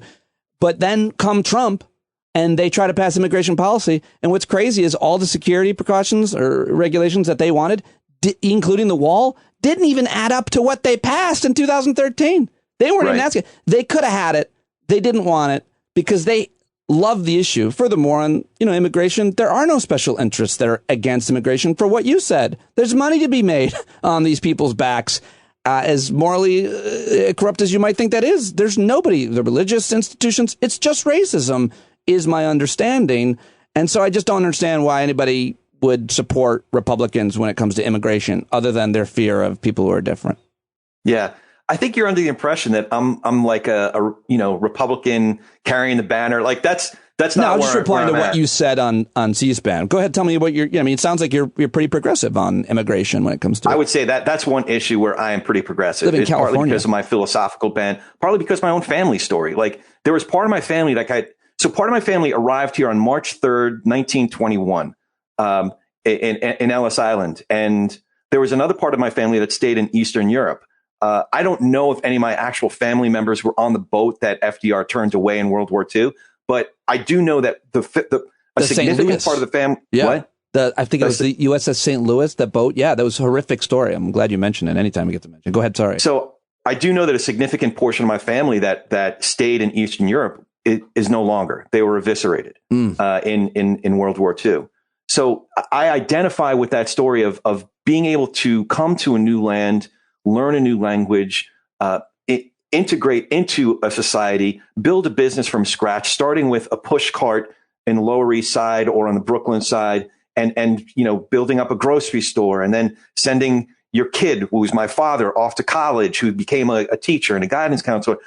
That's my story, and I connect with that story. So that's why I believe and also as a small business owner now myself, like seeing that, man, I want to be able to hire who I want to hire, whatever they look like, wherever they happen to have been born, but allow them to be a part of the system, as opposed to having this whole other, underground thing that. And the funny thing is that a lot of my competitors who are staunch Republicans, who are red hat wearers, they're the ones who are hiring people illegally. Why? Because they can take advantage of them. Yeah. Because they don't have to pay taxes on them. Because they don't have to pay workers' comp on them. So that's one of the reasons why I might be more progressive on this issue than you. Doubtful, but I'd love to put it up for any kind of debate. I could go back and forth. I guess I'm just always trying to understand, in this case, your views on things. And if I'm not articulating them right or making assumptions, you're pushing back and explaining them more. But it still doesn't. I'm still trying to understand it. I think people are going to hear our conversation, and based on the part about economics and fiscal, they're going to say Corey only cares about taxes. That's what they're going to say. What would you say to someone who thinks that? You know what? I'm not too concerned about taxes. Tax policy interests me because it's how we work out. It's how we put a scoreboard to what our values are in a way. Yeah, but sure. I'm not terribly concerned about it. I don't like the fact that there are institutional decks that are being stacked. I don't like that's why I'm a big fan of you having an independent media outlet. I like the fact that you're finding a place where you can have a voice. And listen, it doesn't compete with MSNBC. It's not taking away from the Fox News pie. But I think over time, collectively, with voices like yours, with voices like you're probably not as big a fan of the Dispatch as I am, but voices like some of those at the Dispatch or the Bulwark or any number of other places that collectively there are independent individuals, independent media outlets that I think are taking some of that space back. The same way in the business world, where I don't like laws that don't allow independent businesses to gather together in order to gain the kind of leverage that larger companies can. Right. Then why not vote for Democrats? I'm voting for a Democrat in my district because I feel like they'll advocate to create the business atmosphere to protect the middle or small guy in a way Republicans never would, but always pretend to. That's why I don't understand why you like and respect the work of the Brooks and the Souls and the Burks, because I feel like, are hucksters. I feel like that none of those kind of economic or business practices end up playing out the way that they describe them philosophically. And if you went with most Democrats' policies, I mean, we could talk about organized labor and your views on that. But let me ask you something different, because you know a lot about this and I don't, which is your experience with Christians today since Trump. In my opinion, listening to you lately, that's where I feel like you've got a lot to offer, because you have a really good understanding of both the religious philosophy and religious teachings. You study the Bible, you identify as a Christian, and yet you are not persuaded by the evil cultists, or I shouldn't call them names, by I think they're cultists, by the Trump supporters, or by other certain sect of Christians or type of, quote, Christian, to the point, in fact, where you get kicked out of Bible studies from time to time, apparently. Like, tell me what people believe and why you think they believe, because you have great, thoughtful conversations with these people that most of us, frankly, can't, because I can't understand or speak their language when it comes to religion that you can, because you're really become a scholar on it. Tell me what they think and what your experiences have been with them. Yeah, so I think, thanks for asking that. That is at the core of a lot of the work that I'm doing right now, whether it's avocational or vocational. And I think that there's this prevailing illusion among a lot of folks who think of themselves as Christians. And that illusion is that I was kind of joking about that guy's shirt, come and take them. They are trying to come and take my guns. They are trying to come and, kill Christmas, or they are. And it's this, they're spending, folks that I know, it's typically folks who are spending, 10, 15, 20 hours a week listening to the Mark Levins of the world, or the Sean Hannitys of the world, and maybe showing up to church once or twice a month and getting 1 hour from their pastor. So even if that pastor isn't soft on Christian nationalism, even if that pastor is, every once in a while pointing out like, hey, this child immigration policy is immoral and unbiblical, they're only getting that 1 hour a month or 2 hours a month. Whereas Mark Levin is their real pastor. They basically outsourced their pastoring, outsourced their sociological default leader to these guys that have a whole other agenda. So my neighbor, the guy that I go to a Bible study with, is under this impression that they're under attack. Yes. Their way of life, their beliefs are under attack. And then everything else, biblical, or, if you read the Bible and you just look at it, not as a religious text, but even just as a philosophical text, there's a lot in there that you'd probably say, yeah, that's good. Like the fruit of the Spirit is love, joy, peace, patience, kindness, good. These are virtues that you and I can agree upon. But that gets trumped, if you will, because now we're in a culture war and we need someone fighting for us. Right. So yep. No, a lot of the work and a lot.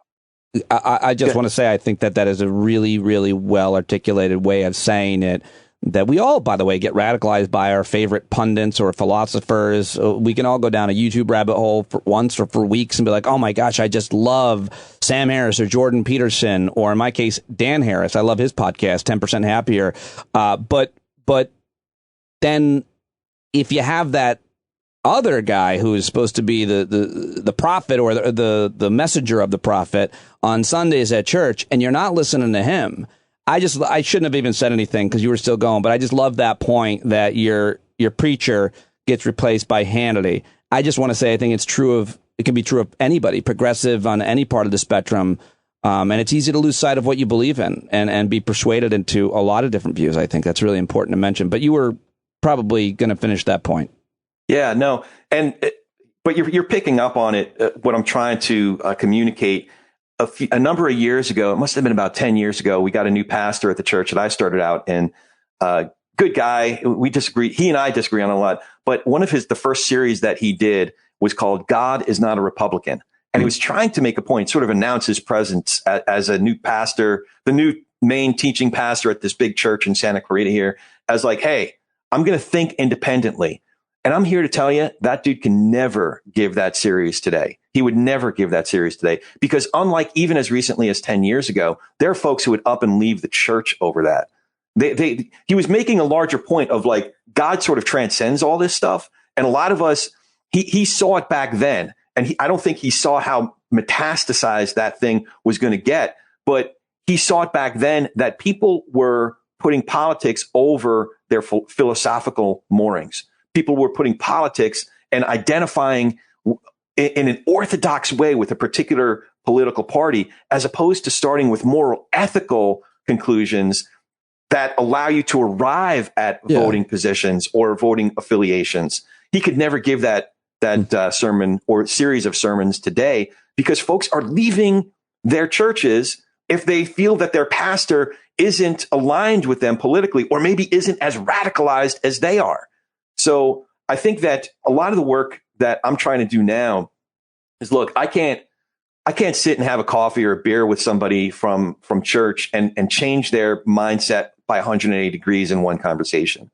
But I want to be in that conversation because if I'm in that conversation, maybe I can be in a relationship with them. And if I can be in a relationship with them, maybe I can persuade them by 1%, at least kind of deconstruct some of the radicalized thinking that's leading to the greatest ills of our time, I think, but here, the trap there, I don't see it as a trap, but it is a risk, is that in order for me to be most effective at being able to persuade a fellow about the illusions that he's under, the dangerous illusions that he or she is under, I also have to be open to the possibility of being persuaded, and there are certain things where you're just not going to convince me that Trump is the second coming. Like we ain't getting anywhere if that's a thing. Of course, there's certain things you're not going to be persuaded of. But of course, that's a thoughtful and mature way to look at any, because I think that you can completely disagree with someone and have empathy for how completely brainwashed they've gone. But you can also, if you hear them, start to understand why they think where they think. And the reason why people feel like white people who we're talking about overwhelmingly feel like victims, or you could argue straight people, there's a lot of straight, black people that don't like gay issues or something like that.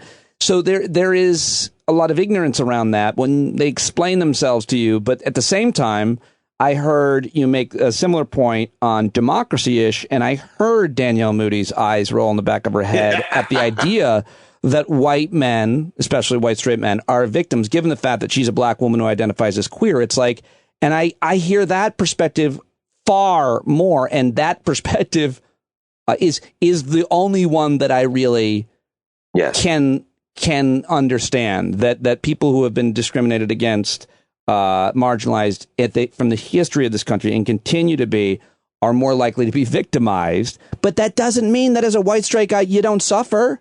Of course you suffer. I talk to white straight guys who are in deep suffering that listen to this show all the time.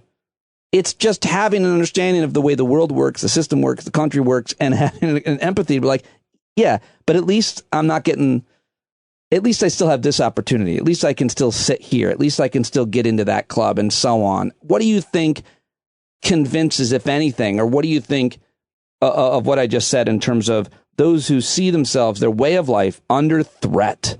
Their culture is under threat, whether it be their sexuality, their religious beliefs, their hobby, in this case, guns, the way they see the Constitution, the media. I mean, I'm not saying how do we get through to these people. It's just, I guess, how do we think about them? Because I think, unfortunately, they pose a major threat to marginalized people and to democracy. But maybe you disagree. Well, we probably largely agree on that, because I think there is something deeply human about wanting to be the hero of your own story.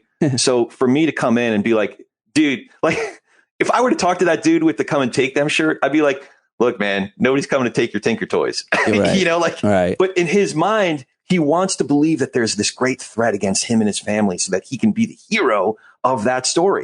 So what do I want to, like, what good is it for me to tell him, like, you're kind of silly, you know, like nobody's coming to take your Marvel super comics, whatever. Like, there's nobody coming to knock on your door. But if you want to feel like, you know, Rambo in your own little world, that's cool. Like, if I that's what you understand, need. but like, this is where I think talking to someone like you is really the best conversation. I understand what you're saying, but like, we still have to coexist.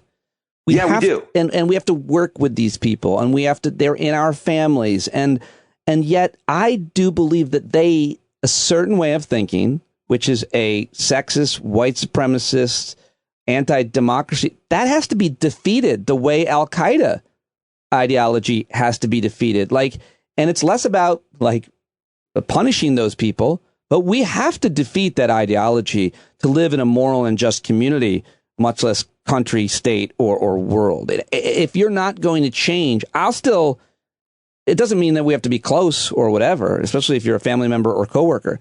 But I feel the moral need to literally organize with my neighbors and friends to defeat them in every way possible because of the threat that they pose my family, my friends, my community, my daughter's school district and curriculum. Yeah. Yeah. So this is how we defeat them. You get a guy like me. So you agree that, I'm sorry, with that premise that we have to defeat them? Yes, absolutely. So let me give a real example of that. I've brought up a couple times California 27. Mm-hmm. So we are currently represented, and I put that in quotes because we're not really represented, by a guy named Mike Garcia. He's a Republican. Now, he won that seat by less than 0.1%, 333 votes. Wow. in a district where 340,000 plus people voted. Less than 0.1%. Now, you would think that he would represent the purple district that we are. But on January 6th, the evening of January 6th, he voted to overturn Pennsylvania's election. Wow. On January 7th, he voted to overturn Arizona's. Wow. And then if you look at his voting record again and again and again, and what he says publicly, it's clear that the only contingency that he represents is the extremist MAGA wing of his political party. He does not represent this district. So what do we do to defeat him? We make sure that Christy Smith, even though, like I said before, I disagree with her in a lot of stuff.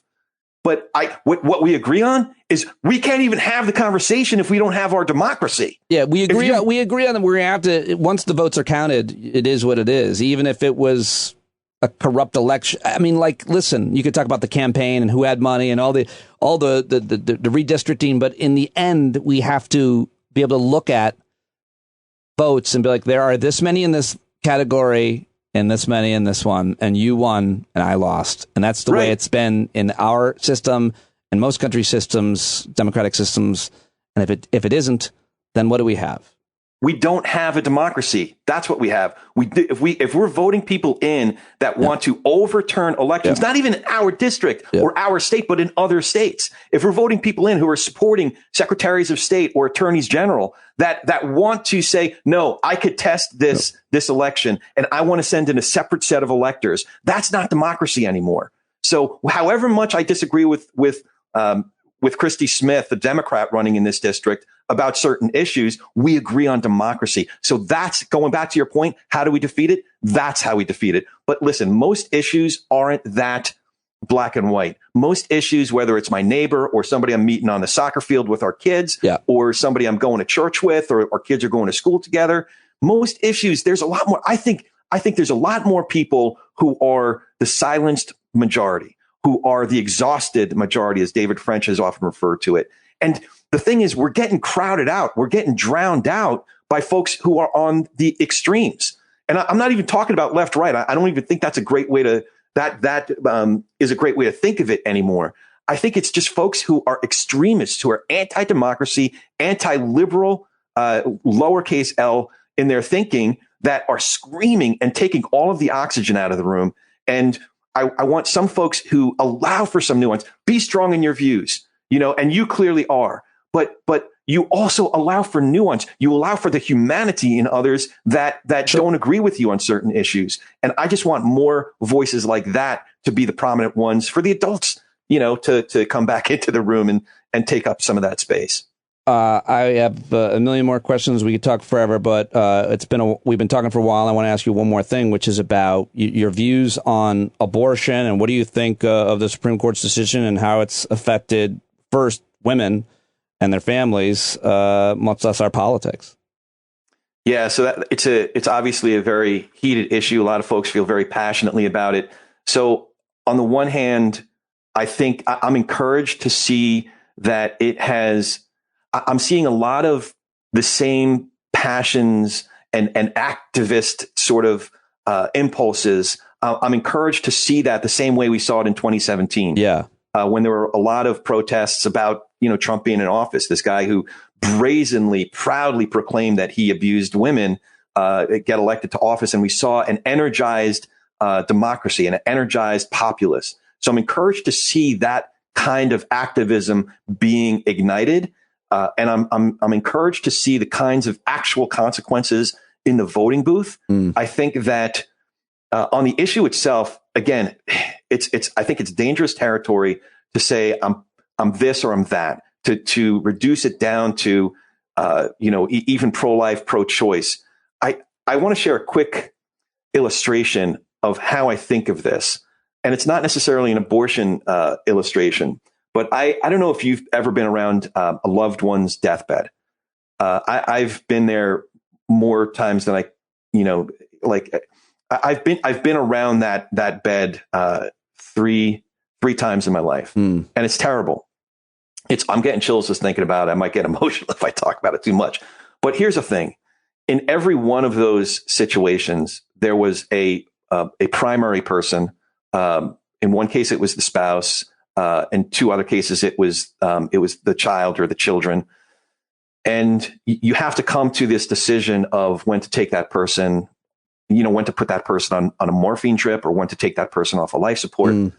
And the rest of us, sorry, I'm getting emotional just remembering some of those situations, but the rest of us were there for support. It's a grueling, excruciating decision that one has to make. But that's, at the end of the day, we were there to, like my grandfather, he passed away in 1995. My grandmother was the one who ultimately had to make that decision to take him off of the breathing support system. That is my grandmother's decision, and we were there to support her. So if you're asking me what I think about abortion, it's not my place. I'm never going to be pregnant, so I'm never going to be the prominent person in that decision-making process. But if there's someone I love who is, sorry, I just want to be there to support them, right, in whatever decision, and love that person. If they decide to have the baby, to be there to provide support and succor to that person who makes that decision to have the baby, and not to alienate that person or criminalize that person who has to make that excruciating decision. So that's where I'm at with that. Do you think government should have any role or power in women's reproductive systems? I think that government should be there to be a truly pro-life support system. And what I mean by truly pro-life, I mean that there are lives that are affected. And somehow folks who can call themselves pro-life, they seem to forget that there is a human being, a woman, and we need to provide support for a woman in any number of different circumstances. I think they seem to forget that there might be a baby that's born, and that after the baby is born, that somehow we forget about that baby. So I think, we need to be if we say that we're pro-life, we need to be truly pro-life. So I hope I don't sound like I'm trying to evade the question that you're asking, but I'm just trying to provide some color behind. Can I give you no, I don't think you are, but I want to know just your response real quick to what you think of my feeling, which is specifically, let's talk about I forget which pill it is that you can take after fertilization occurs. Mm-hmm. The idea that you could take a medication that would terminate a pill that would terminate pregnancy shortly after sperm fertilizes the egg, does that give you any pause or pain for what that life might have been? Because I'm not 100% sure about it, to be honest with you. This might get me in trouble with my Christian friends, but I'm not 100% sure about it. That's a great answer. I'm 100% sure. Okay. I am rooting for it because I think there are too many people, and unfortunately our system cannot support all the people, and there are just too many people in our species throwing off the rest of the planet. And if someone doesn't want to bring a child into the world for any reason at all, then I think it's a great idea for you to terminate that pregnancy. And by the way, at any stage. And I just don't believe that women generally ever terminate their pregnancies late in the stage because they decide they don't want to be a mom. It's usually because of the health of the baby or themselves. And, I think it's great.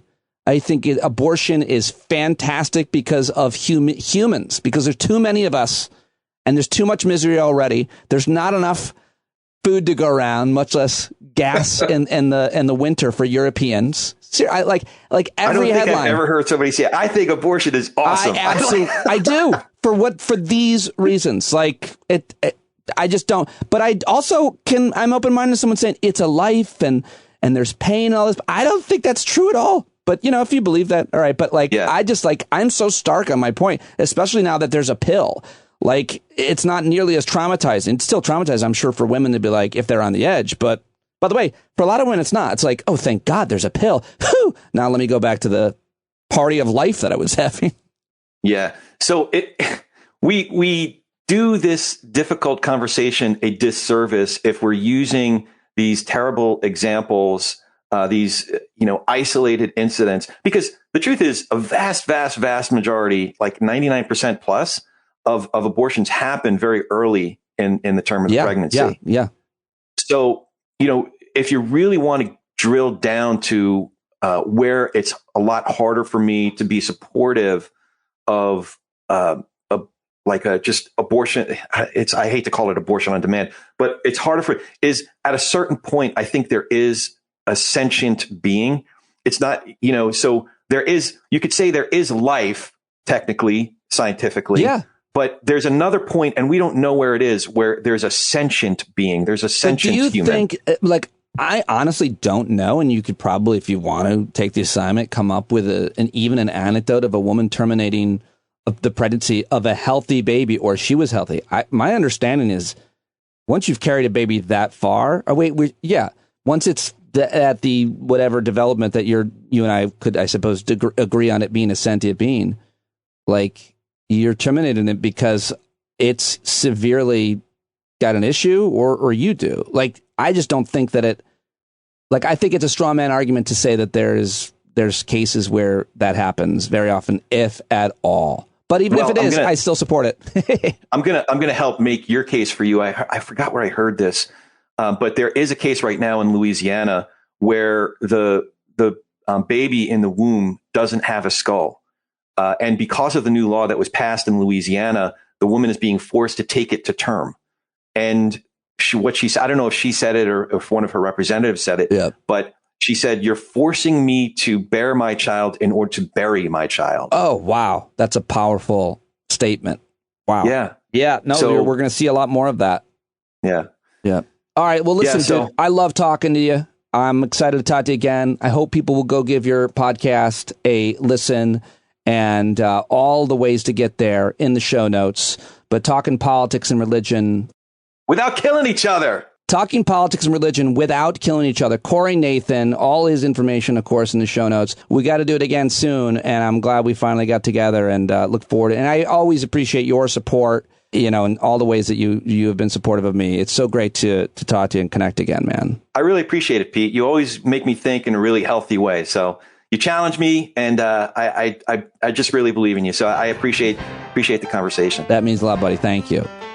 All right, there he goes, Corey Nathan. Thank you very much, Corey. I hope I was thoughtful. I listened to that interview and I was like, you know what? I was a little bit of a dick at times, dismissing some of his views and so on. So, I mean, it was the second time I talked to him, and I always can do better, even than that. But I thought it served for a provocative or an interesting conversation at times, and very thoughtful at other times. Corey's a really good guy, and I enjoyed that a lot. Go check out his podcast. Follow him on Twitter at Corey S. Nathan, the podcast at TP&R Pod, politicsandreligion.us. Celeste Headlee, Corey Nathan, thank you guys very much, and thank you for listening and hopefully for subscribing to the show. I will see you at tonight's Hangout. I almost forgot to mention that. I will be hosting a Hangout tonight at 8 East. You get the link. If you're a subscriber, you'll have the link emailed to you along with every day's show. And go to patreon.com/Pete Dominic to sign up now, or standupwithpete.com. That's all I've got for you. John Carroll taking us out as he does every day. Go to johncarroll.org and order this song.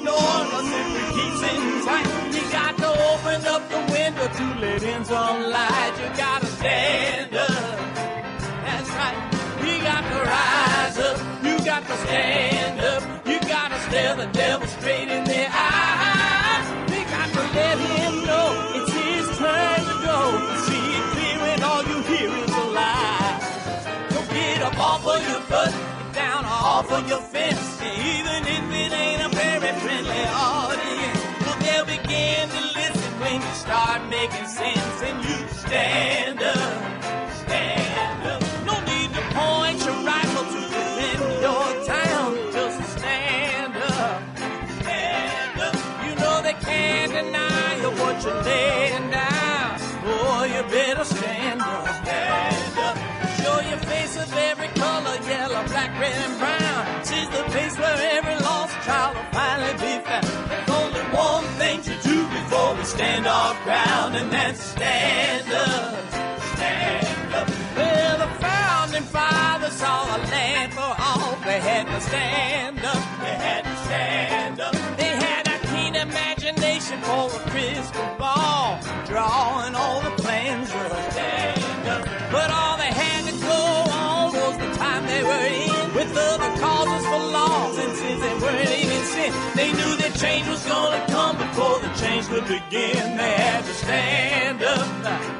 All right, they had to stand up. We got to stand up. We got to look the devil square in the eye. We got to let him know it's his time to go, and make it clear when all we hear is a lie. Why you lying awake wondering where the money all went?